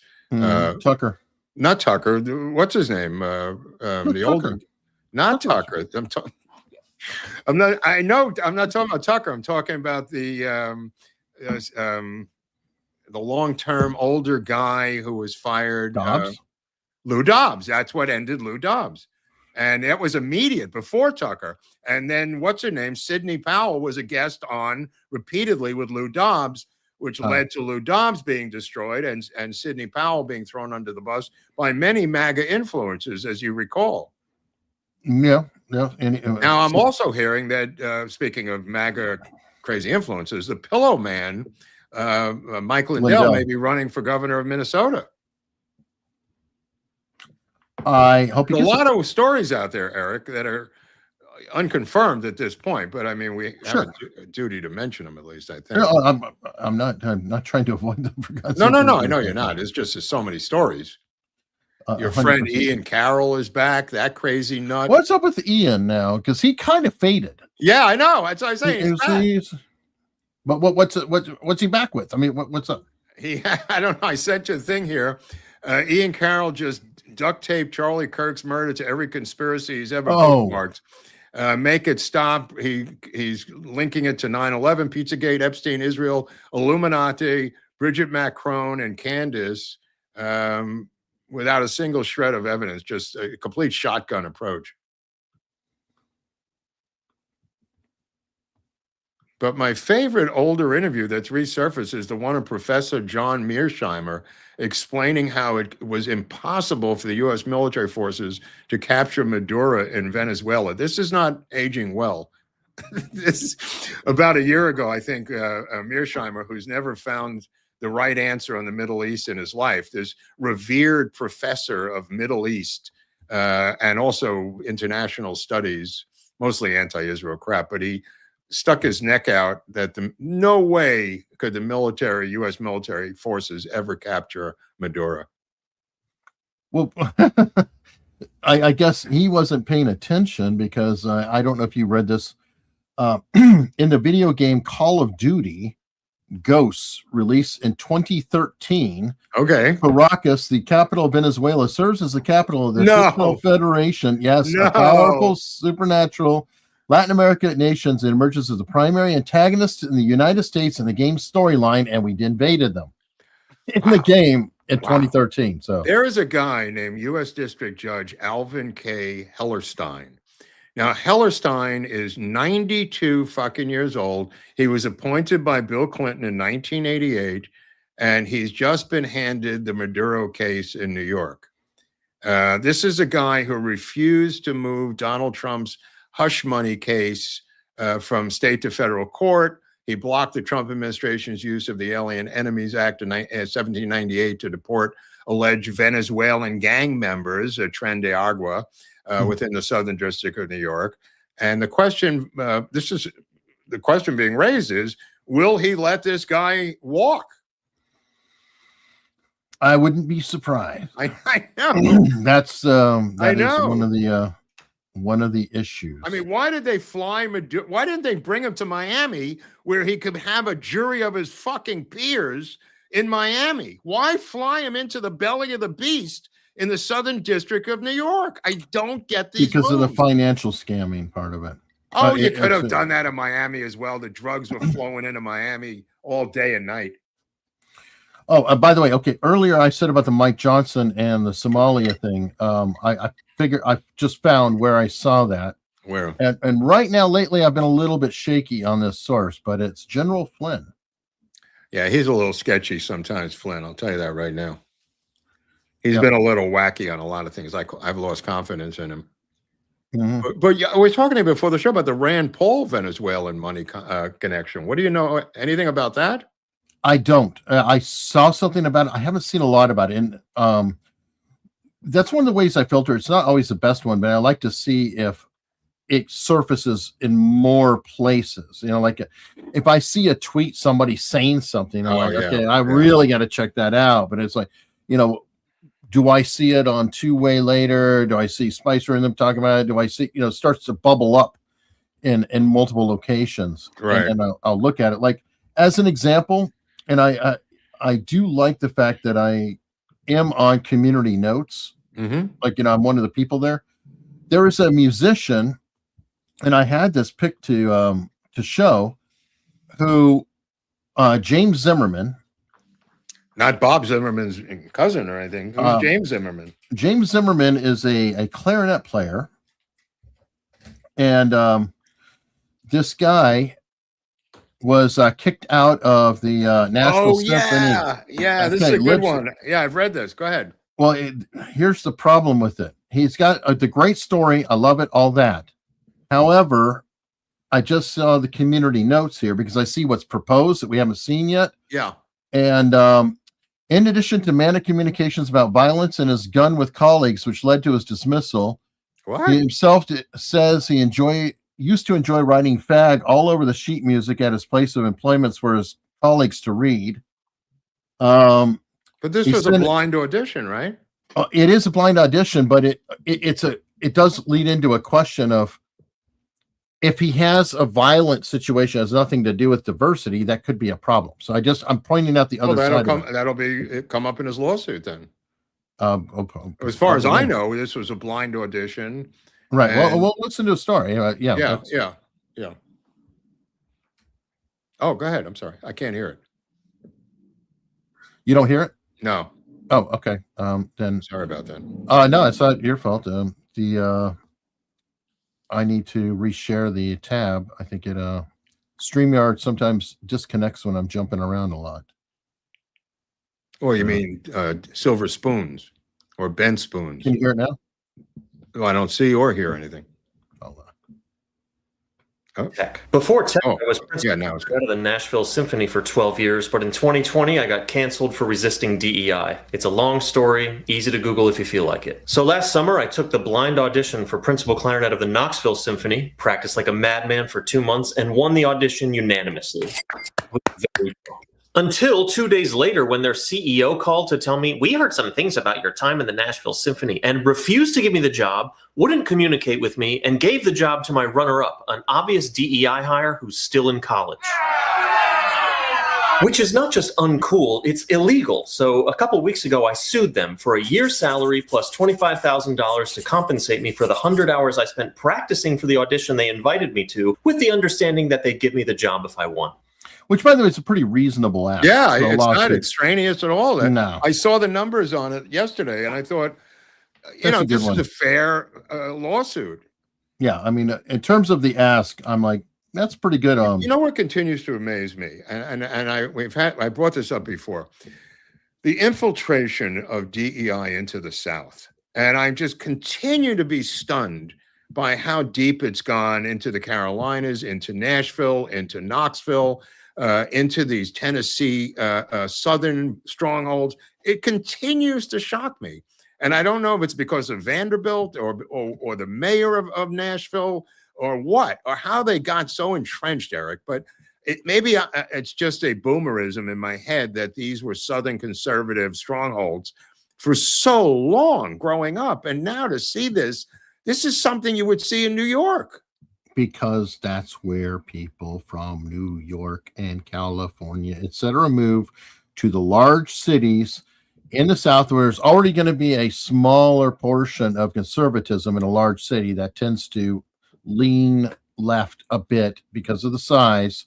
It's the same shit that I saw. Remember, you saw Pima County, blah, blah, blah. Well, I grew up with it, of California dumping into our area. Where I grew up as kind of a cowboy. I've said it before, and the statistics bear me out. The people fleeing these blue states are not blue state supporters. Not all of them. Okay, but how do you take over the Tennessee with DEI? I don't get how Knoxville. I'm saying I don't understand. I don't think these are people from blue states. These are mostly people from that area. A lot of it is also they congregate into a bigger city. I mean, okay, you grew up as a Democrat, hanging out with the Democrats. How many of them do you know that were very into the rural lifestyle? Zero. Okay, there you go. I mean, so if you look at almost all these states, even California, get out of the big cities and it suddenly turns ruby red, doesn't it? Yeah. Well, I don't consider Nashville and these other cities to be big cities. I mean, Nashville's pretty damn large, and it's what about Knoxville? I mean, it's pretty large. Okay. I know they're not LA large. No, but I mean, they're not Philadelphia. They're not Chicago. They're not, there's so many bigger cities than these cities. How they took them over is what's fascinating to me, the nuts and bolts and sausage making to prevent it in the future. That's why I keep bringing it up, so we could fight back and prevent it from ever happening again. Oh, by the way, this is a good point too. College towns as well. College towns, I could see. That's definitely part of it. You got to get the college towns out of there. That's definitely a part of it. Get them out. Put them in the rural areas. By the way, today is an anniversary of something actually much better and good. And I want to share this quick 22-second thing. Hi, Peter Frampton here. I can't believe today's the day. It's now been 50 years since Frampton Comes Alive was released. Oh my God. Wow. 50 years. Thank you all for helping it become such a huge, phenomenal success. Probably time to buy a new one anyway. Right. I should buy another Frampton Comes Alive. What did he have? The electric kazoo or something? That was his the squawk box or voice box. Yeah, whatever that was. That's what immortalized Peter Frampton. He did it. Aerosmith also did it with what was it? Walk This Way or one of their. He was the originator of this thing. I mean, well, he blew it up. That's what made Frampton. Yeah, I mean the album made him. It was just an amazing album. Live double album. Double album, but he wrote 2 songs on it. Both were blockbusters. And it's funny. I saw him in interviews all these years later, and he said, "I wrote them both the same morning. I've tried to recreate that morning for 30 years." Oh, that's hard to do. Well, and I can imagine though how frustrating it'd be, like, because he just spit them out, like, show me the way, and do you feel like I do? There they go. Legendary songs, and he could never even come close to act of God. It's all God.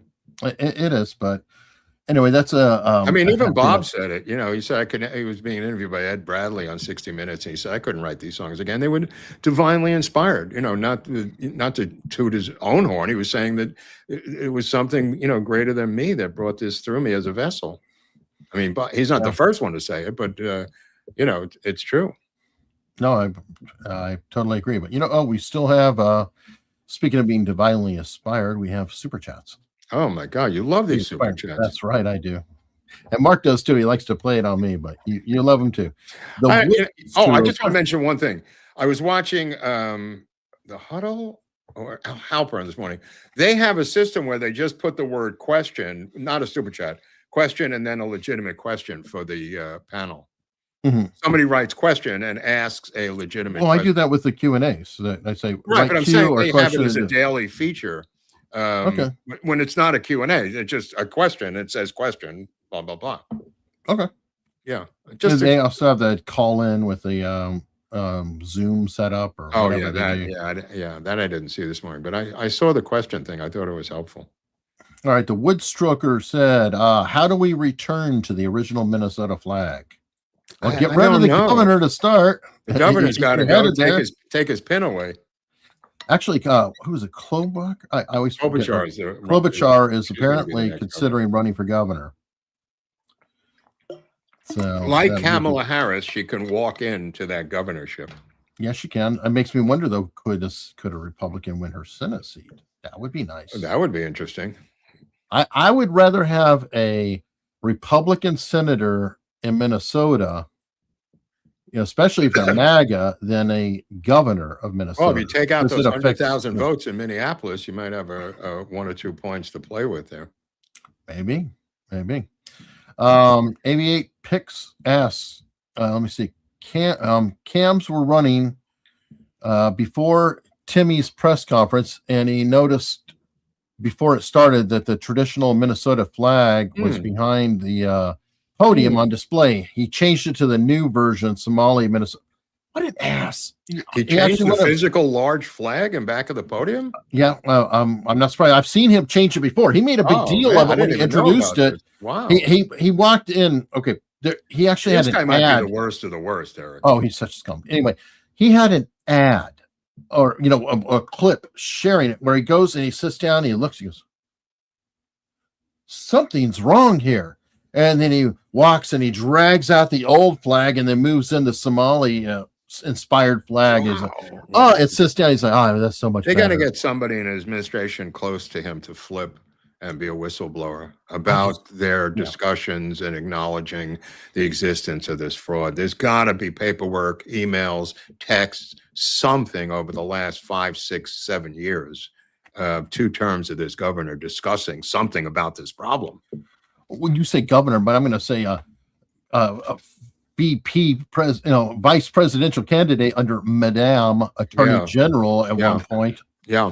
Oh my God, it's true. It's such a beautiful embarrassment to her. Also, a stolen valor guy. Oh yeah, he was. I mean, he's got all. Remember, he said, "I'm a knucklehead." In that debate with J.D. Vance, which was classic. Including the askance look that J.D. Vance had that has become a meme. But what I love about that look is that had nothing to do with his expression about Walz's answers. He was actually looking at the clock. trying to see the time, but it played so perfectly. Like, this guy's so full of shit. His act was to play the Elmer Fudd doofus because he couldn't outsmart Vance. He do Well, yeah, and it's like, I'm more country than you. I am. Yeah. I'm a man of the people. He's a crook. Oh yeah, and he shouldn't escape federal prosecution.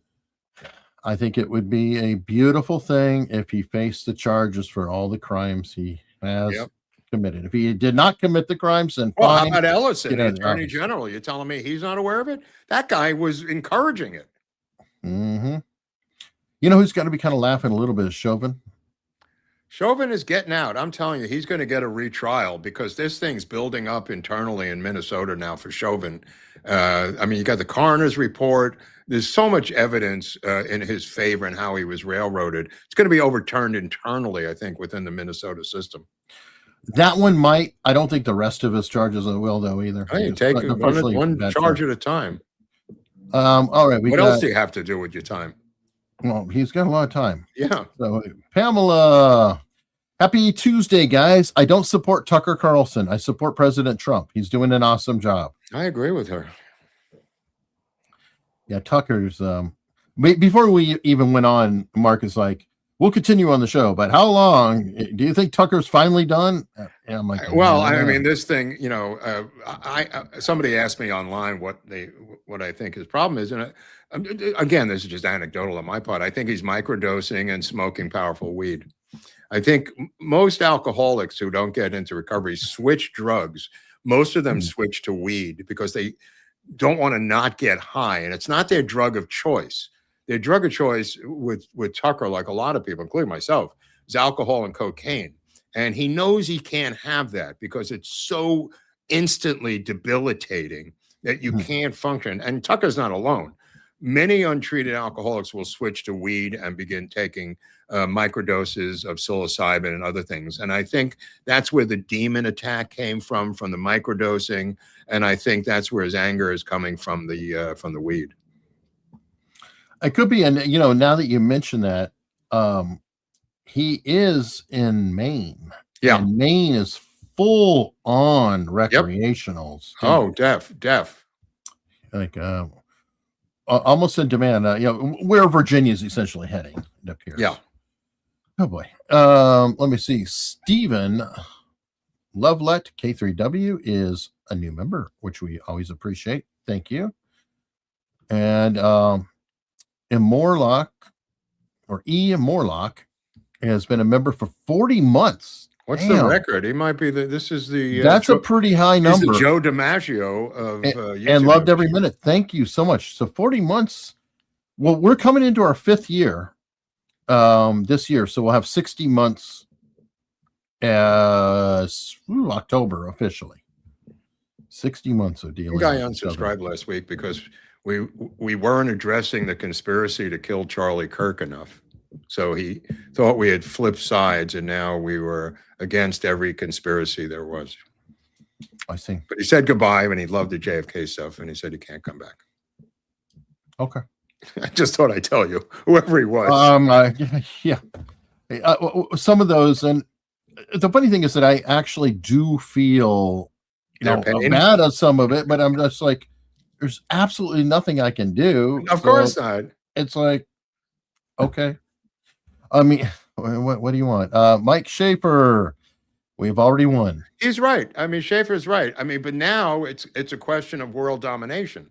This guy is fighting against the World Communist Party now, and he's flexing his muscles in Greenland and Venezuela and Iran. It's a beautiful thing to watch because unless you push back against the communist empire, what good is your administration? They're just going to come right up to your door again. And also cutting off the heads of their leaders politically.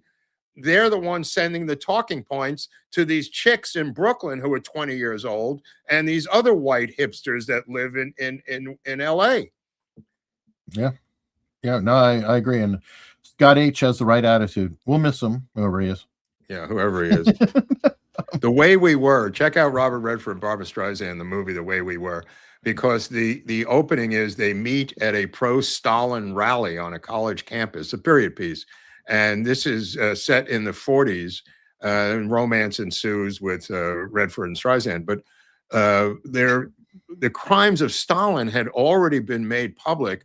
The last ones to fold were American leftists finally having to buckle to the obvious truth about the mass murder by Joseph Stalin of people within the Soviet Union. They continue to support him until their last dying breath.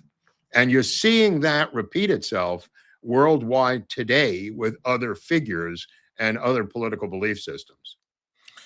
Well, and that's where I think, with the Trump, I'm uncomfortable with some of the methodology, but if it does work, I know that he has to push it to such a degree that you can't unring the bell. That's right. Because that's what I'm saying. He's already suffered that with his first term. Yeah. He did a flurry of executive orders and whatever. Biden comes in, erased immediately. It was like Trump never happened. So he has to do. He's got to go stuff. out into the field and chop the corn down. He's got to get out there outside of. And I know this drives some MAGA people crazy because of the debacles of the Bush administration. He is not George Bush. He is the anti-Bush. This is not Afghanistan. This is not Iraq. This is a whole different administration. And it has to be said repeatedly because apparently, not to take anything away from you guys, but you guys have like PTSD over this stuff with Iraq, and rightfully so. And I don't mean that PTSD militarily. I mean PTSD politically. Right. Well, and I think that Spicer did a good job talking about how he's saying that this is the third way. Yeah. With the previous stances were either you ignore it or you own it and you sit in there forever, like Korea, like Iraq, wound up, etc. He's saying Trump went in, did everything, and he was out before anybody knew that even knew he was there. Right. This is his and that's his third way, which is I don't have boots staying on the ground. There were obviously boots on the ground at the time, but they're gone. It's like in and out. And what are you going to do? Which is closer to Grenada. Right, exactly. I mean, Reagan in a way. Right, exactly. Great point. Now you've got Gaza, Venezuela, and Iran to deal with in a post. They're not even wars. These post-military operations that he has gotten himself involved with. He now has to organize some sort of a situation that cleans these up and provides long-lasting peace. Everything is yet to be seen because the yet to be seen thing is such a false caveat because they say it 5 minutes after the event, taking away credit from the event. 2 minutes after Venezuela, they were saying, well, now what is he going to do? I mean, it's kind of unfair, Eric. Yeah, well, and they do it every single time. He takes out the nuclear power plant. Well, they'll rebuild it within 5 years. What good was that? Give me a break. Well, there's some there are already people who are saying that the getting Maduro was obviously the Jews. Oh, they're already saying that. So I mean, it just kind of. I mean, they sound like psychos. These far right fanatics that used to be laughed out of this party when Buckley was in power back in the '60s, early '60s. I mean, what? They're just making schmucks out of themselves. I haven't seen Comic Dave Smith in a long time. What is he up to? I don't know. I know that Grandma Groiper, as they're calling Megyn Kelly, had on Aaron Mate, who's another huge lover of all of this. And there's Glenn Greenwald. What's he been doing? He's been kind of quiet too. I don't know, but I was on with Nate on Saturday, covering the press conference or whatever, and sure as hell. Somebody started saying Israel, and I loved it. Somebody said, "I stubbed my toe. Israel did it." That's funny. That's funny. And it's getting to that point. Right. These are anti-American, anti-Trump people. That's the bottom line. That's the bottom line. They just pick anything, and it's just the same storyline. They do not want an American empire. They do not want a superpower. They want to see the undermining and destruction of the United States. And having taken over by the third world and overrun. And that's their bottom line. Open borders, take all the social services you can, just internally collapse. This was started with a couple of sociologists back in the old days who wanted to topple the United States directly through welfare. Cowan and Piven, they used to teach at NYU in the New School, and they wrote books about how to destroy the United States from the inside by overwhelming the system with welfare requests, which is how it got started by these activists through Cowan and Piven teaching it in schools. There's a story out there right now with, I don't know if it was Minnesota with Social Security, but they were deliberately doing exactly that, trying to get permanent disability Social Security. There's a woman talking about it who's a whistleblower saying that any aches and pains, they gave them complete Social Security for life, SSI.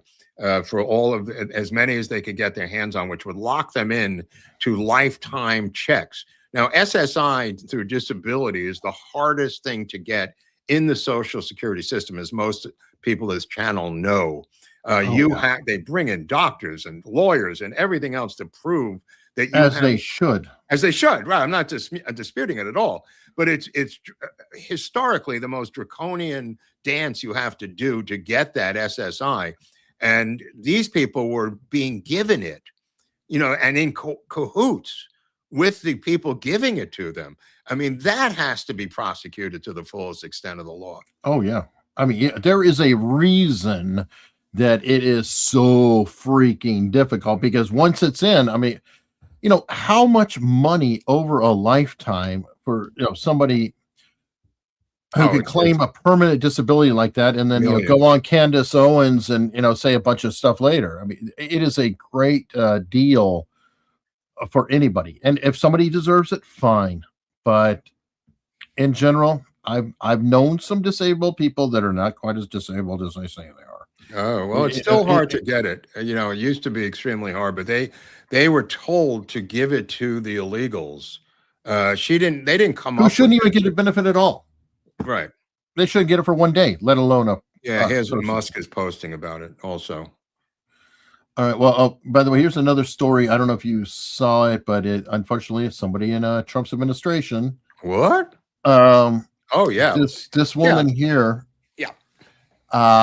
Getting $60,000 worth of jewelry from a Lebanese banker. Yeah. Well, I had a different take on this thing, and it goes back to Trump's predilection for appointing smoking hot women in every single position he can get his hands on and expecting nature not to take its course. She had an affair with this guy. I mean, you can't just keep putting these knockout women and single women into these positions and expect nothing to happen at the political level. They could be targeted for a honeypot situation, which could be here. Was my first instinct. But I don't know. He keeps getting these chicks blown out of courtrooms because they're going up against dream teams of the left. And they're completely unprepared for these major politicized cases, as we saw, with the Fat AG case, and we saw with the Comey case. These chicks are getting blown out. And he's got this weird predilection of putting these smoking hot women who are not experienced into these positions. He's done it his whole life. I mean, so he's not going to change now, but he keeps getting bit on the ass wondering, gee, how could something like that go wrong? Yeah. I agree. I mean, he is a guy who bought, was it Miss Universe? I want these women to look like Harmeet Dillon, okay? And I mean that in a nice way. I was going to say just have an army of Dershowitzes. I was going to say Dershowitz, but so that'll work. I mean, if you're going to go the feminine route, at least Janet Reno. No, yeah, Janet Reno was the perfect one because even Clinton couldn't hit on her.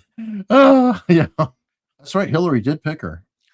In fact, if you look at Lincoln, the secretary for Kennedy, for JFK, his father handpicked Lincoln because she was such an ugly sea hag, and he said, my son is never going to hit on this secretary. That was done by his father. Wow. His father picked her. Oh God, somebody said Janet Reno. I love that dude. That's funny. That's funny. Ouch. That's brutal. Let me see. Mike Schaefer again. Op apprehension works on many global hegemonic players that will play out for decades. What's op? Opposition apprehension works on many global. Yeah. I guess opposition apprehension. It could be that. It could be the operations that are causing apprehension. It's not completely clear to me. Yeah, he's intentionally being opaque because of his status. Mm-hmm. I agree. Mike 9196B. Watched all your Watergate and JFK episodes. Great channel. This is my first live episode. Subscribed about a week ago and am a new member. Well, where have you been, Mike? Mike, we've been waiting for you here for years. All of a sudden, Mike shows up. Well, thank you, Mike, and welcome to the news. Welcome to the news. Well, I don't like all of your news, so I'll be leaving shortly. I'm unsubscribing by the end of the show.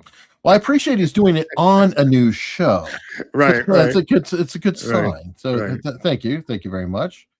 How about the ones we used to get? I can't believe you guys are so smart on these other areas and you're so stupid on this area. It doesn't make sense. That's the same reason. I love all your JFK, but he was obviously shot from a gutter. Right. Yeah. Or I love that. I'm sorry, manhole. Or it was obviously a Secret Service driver that turned around and shot him. Or it was obvious. Yeah. Well, you know damn well the tramps included Woody Harrelson's father. Obviously. Charles Harrelson. Anyway. All right. Gets Buckets 24. How come this channel never covers there files? we go. Right, Eric? I told you. Is it because Drumps is a PDF file and this channel is mostly MAGA? Hey, take your $5 and shove it up your ass, Gets Bucket, all right? Take your $4.99 and shove it up your fat ass and go back where you came from. How about that for an answer? I was going to say he wasn't paying attention. We have covered the files to a degree. I mean, we're not. Gets Bucket 24. Just don't know why we don't act like Drump isn't a PDF file. Katie Johnson interview is out there. He loved that she looked like Ivanka. You're a piece of shit. Go back to where you came from. Let me just say that if there was a smidgen, of culpability or proof, you think Biden Trump would have been buried under the prison. Right. You think that Merrick Garland might have had something to say for your $4.99, bro? Yeah, I mean that's. You expect Pam Bondi to wake up and go after the president when Merrick Garland had a long time to sit there with that evidence and not do anything? Where were you then with your $4.99, bro? I mean, that's like the letter to Larry Nassar, which is postmarked after he died in another city, and I mean 5 seconds to get debunked. And guess what? There's going to be a lot more of that coming out. Yeah, a lot more. Yeah, piles of it. Yeah. Let me see. Patricia Luna. What happened to the Luna Commission on the JFK investigation? She sort of disappeared from the face of the earth. She's busy. She's got to go to UAPs. I know. Greatly appreciate you reporting. Am I sick of winning? Not by a long shot. Me neither. You know, Patricia, I love that. I love that line. That's great. I love that. We forget that original line. I mean, these things are happening so fast. The guy takes 2 days off and they go, hey, he's probably had a heart attack. He's dead. Hey, he's taking aspirin. He's 80 years old. He's finished. Yeah, I hear that. John McGill. Let me see.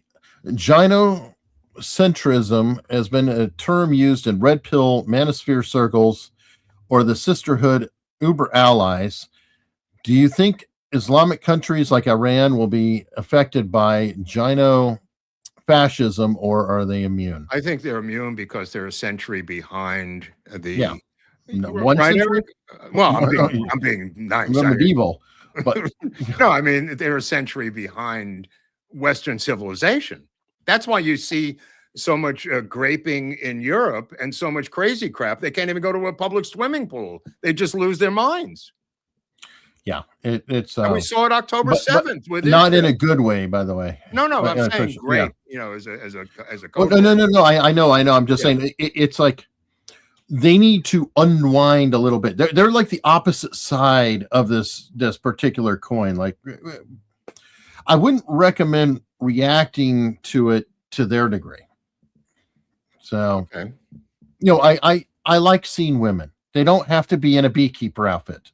Oh no! I'm just saying. saying that they can't even control themselves. And in the Quran, it's not even a crime to do what they're doing. It's encouraged in the Quran, according to experts. Right. These are the infidels. You have every right to do it. Right. Well, they could do it to anybody else except technically their own women. Right. Right. So who wants to do a beekeeper when you could see some beautiful blonde German chick in a bikini? Yeah. It's rough. The sickness is the West putting up with it, not them. I agree. It's like monkeys attack you, rip off your face, and you just, you blame yourself. BB. No, you blame yourself for the monkey ripping off your face when you bought a pet monkey. Yeah. Well, you should blame yourself and take care of the monkey. Yeah. Don't buy another damn pet monkey too. I mean, let me see. Swab. Monkey see, monkey do, Eric. I say monkey don't.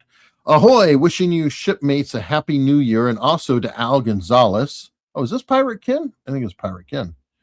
Oh yeah, it looks like him, Pirate Ken. Okay, well, I didn't know by the name. He's dancing around here. He's hiding one of his on code names, his secret code names. However, by the end of 2025, I couldn't help but notice that Alec Baldwin was hitting the autograph convention circuit pretty hard. Yeah. Is this some new career move? No, I mean, I think that everybody does it, who when you get to a certain point in your career, it has no reflection on Alec Baldwin. I know other stars who do the same thing, because you are accustomed to a certain level of income and you have to supplement it, and then they pay you a lot of money and it's an easy work and there's no shame in it. I mean, he's admitted he's too old to get these leading man parts, and he's also looking for just character actor parts. So his fee is so small now, even to get a part in a movie, which is erratic at best. I mean, where is his income coming from? Well, he was going to retire after Rust. Well, it's when you got 72 children and cheaper and legal fees. He should make a remake of Cheaper by the Dozen, which has been made 2 or 3 times, including one with Steve Martin that I'll talk about tomorrow. There you go. He should pitch that remake. Forget about the reality show. That was unwatchable. That money's Is that finally done? Yeah, it's done, but I mean, it's just chump change, bro. It's just. But I mean, is it canceled or is it done or are they? What's it to you? What do you got? A piece of the action? I'm just asking for the rest of us, since you enjoy watching. I watched it. I like watching it. It was like a train wreck. Okay, well, yes, I mean, really, for people at home, Bailing Out Loud is now on hiatus in between seasons. They just finished the 2nd season of Bailing Out Loud. This is the #1 reality show right now in the country, and it's a girl with Tourette's syndrome trying to get treatment for Tourette's and her family. Absolutely riveting. They just came back from London, where they may have a device called New Pulse that will trigger signals into your brain to stop the Tourette's. We'll get Elon Musk in with a Neuralink. Would that do anything? No. Not for this. This is specifically, and she's got the Tourette's that's completely out the swearing, the fun one. Yeah, and she does it in every inappropriate place in the show. It's quite fascinating. All right. Well, I'm behind on all that. I'm watching Tulsa King right now. All right, that's jumped the shark. That's already jumped the shark. Get into Bailing Out Loud next year when they come back. All right, Soul Doggy with $20. Thank you. By the way, that Pirate Ken is $50. And thank you very Pirate much. Ken, way to go, bro. I should have shouted that out harder. I think I bought him a drink at the convention there. Oh, very cool. Soul Doggy is going to doggy up and admit that I was highly skeptical regarding Tucker's drug problem. Yeah. Turns out Grobert is spot on. I watched Tucker give a speech a couple of weeks ago. Definitely, bro. And he was high as a kite. Definitely. Great show. Definitely. Absolutely. I'm telling you right now, the end game for Tucker is a drug rehab where he can disappear for 2 or 3 months and repair the damage. And it's not just Tucker. This has been done traditionally in celebrity circles for decades in Hollywood and in New York. That's how that's his exit strategy. He may not know it yet, but that's how he's going to exit stage left. Let me see. This is Gamer 8759. We need a meme of Randy Quaid capturing Maduro, a la Christmas Vacation. You know, I said this to somebody the other day. Randy Quaid has had the most blessed career of any person I've ever seen in my life in terms of movies and everything. Dennis Quaid is a rock star, but yet Randy Quaid seems to work even more than his brother, who's a superstar. Despite all his drug problems, Randy Quaid, and crazy crackhead problems and everything else. He's a talented dude. It's fun to watch. I don't get it. I really don't get it. Well, he was on SNL. I mean, the Randy Quaid thing is so enormous. It's almost like 6 Degrees of Separation with Kevin Bacon, but a separate little thing. His career is insane. He should not have this big of a career. But yet he does. Yet he does. Cool. Yet he does. There's another odd brother that, I like him. He does fine and all that. It's Clint Howard. Yeah, I don't really follow Clint Howard that much. I don't either, but I'm just like, what? I remember Tom Hanks' son came out blazing. Chet? No, Chet Hanks? No, there was another one, Colin Hanks. Okay. There was who had a rock movie called That Thing You Do, where they were putting together a garage rock band. And I thought this guy was going to have a major career, Colin, and it really fizzled out. Okay, sorry. I thought you were talking about Chet, who's like all tatted up in the rap star and the maniac. Yeah. Okay. He's the black sheep of the Hanks, the colorful son. Okay. Well, and Hanks watch your throat when you go to now, bed. I think. I'm still sticking with my prediction. They're sending their kids to military schools for the next 10 years to get them out of the house. Maybe. Kimmy Hunt. It took me 44 months to get SSD. Absolutely. Yeah. Kimmy, that's exactly what I was talking about. These people were given it overnight on special orders from the Biden administration. That's about average, Kimmy, by the way, and she knows what I'm talking about. It's the toughest government aid to get in the entire system. As it should. And it shouldn't be, because either you get it or you don't. I mean, they drag it out. You got to lawyer up. It's a fucking nightmare, Eric. Sure. Either deny it or approve it and get on with it. All right, Edward McLaughlin, 9107 with $50. Thank you very much. Just because Mark told that clown to go blank himself, YouTube made me edit. That's funny. Thank you, because he was going to be harsh himself and he didn't want to feel the wrath. I'm so over these guys, man, to come on with their bullshit. Edward, thank you so much. He's a frequent guest on my other channel, which will have Steve Martin tomorrow, which I'm sure Edward will enjoy. Which we definitely appreciate. And yeah, it is getting old. It's getting old. It's like, and I try to be polite. I try to. I know, but there's a part of me. No, there's a part of me. That's why whenever I pull somebody up, occasionally somebody will get to me, and then I will call it out. I've seen you do it. But for me, from Brooklyn, I have no problem doing it. I'm your id. All right. I have no problem. I'll tell them in person if I have to. That's true. With a smile on your face, right? Yeah. Actually, Mark in person's a sweetheart. So stop saying that. Would you? I got a reputation here. I'm trying to maintain. Anyway, we got one more Rumble rant here from Teddy Ballgame. What do you think of the latest network show, Who Killed JFK? I never heard of it. I've never heard of it. Is that, you mean the ABC special, the news special? Maybe. Was that the name of the thing that Oliver I never watched it. I just depend on Mark to watch these things. Obviously Teddy Ballgame, a fan of the Boston Red Sox. Ted Williams, the last man on earth to hit 400. That was his nickname, Teddy Ballgame. I've heard that. I don't have the answer to that because I'm not familiar with that title. If that's the ABC special. Or some random documentary. I'm not. You'd have to be a little bit more specific. And what about it? Because some of these are just a mishmash. I see some of these JFK podcasters. They just go into the mob. They go into this area and this area, and it's a little bit bigger than these specific areas that people target. Well, okay, you've been doing it for a long time. I am new to the whole JFK thing. But it seems like there's a pattern when you say they go into the mob. is there a certain development style of new researchers where they go in and they go, oh, look at this, da, da, da, da, da, and then they go, oh, wait, it's this, da, da, da, da, da. And there's like a certain path of reportage that they go down until finally they become burnouts or whatever. And you could go down that mob hole. There's plenty of mob books because Kingfish and all these other books. You could just stay in the mob thing forever. And the CIA will give you an award at the end quietly for taking the bait on the mob did it. And as Oliver said, could the mob change the parade route? Could the mob run the autopsy? Well, they have no answers for that because it's absurd as a question. It makes no sense. And you could go down rabbit holes on certain things and think, oh, this is the answer. I've read 17 or 7 books, they say, on the mob did it, so I'm convinced the mob did it. You ask them 2 questions and it blows their entire thesis out of the water. The 2 questions, and I could ask you 22 more questions, but it's 2 simple questions. Could the mob control an autopsy, and could they change the parade route? No. That's the end of your mob. Yeah, the mob could pay Jack Ruby. Right, that's what they did.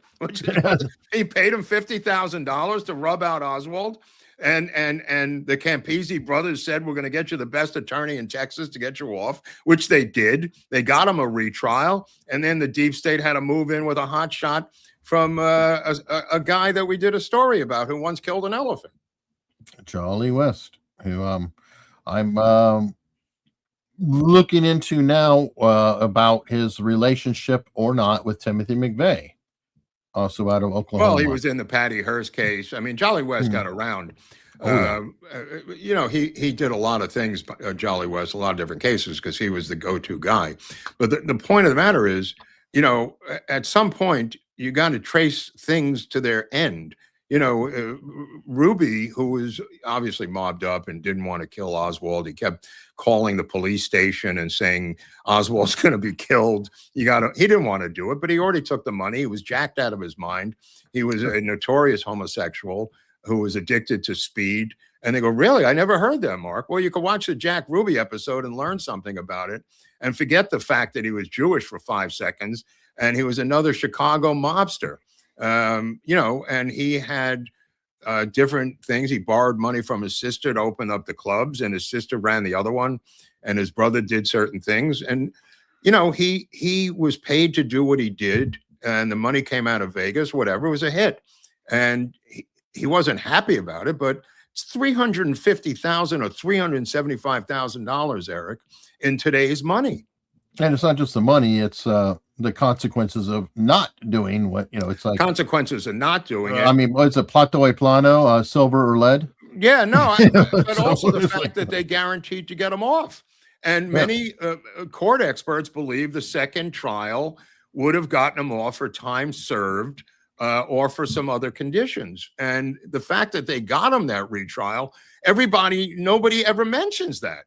That's why Jolly West comes in and gives him the hot shot, is because he was already granted a new trial. Yeah. Well, one thing we can do is we can discuss this over on Locals. Like civilized men. Or less civilized. You never know what's going to happen at Locals. Yeah.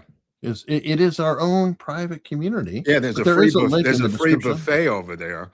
And you guys don't know that. They have a free buffet that they put out, which is great, hors d'oeuvres and shit like that. The miniature hot dogs in the bun are over there with the deli mustard.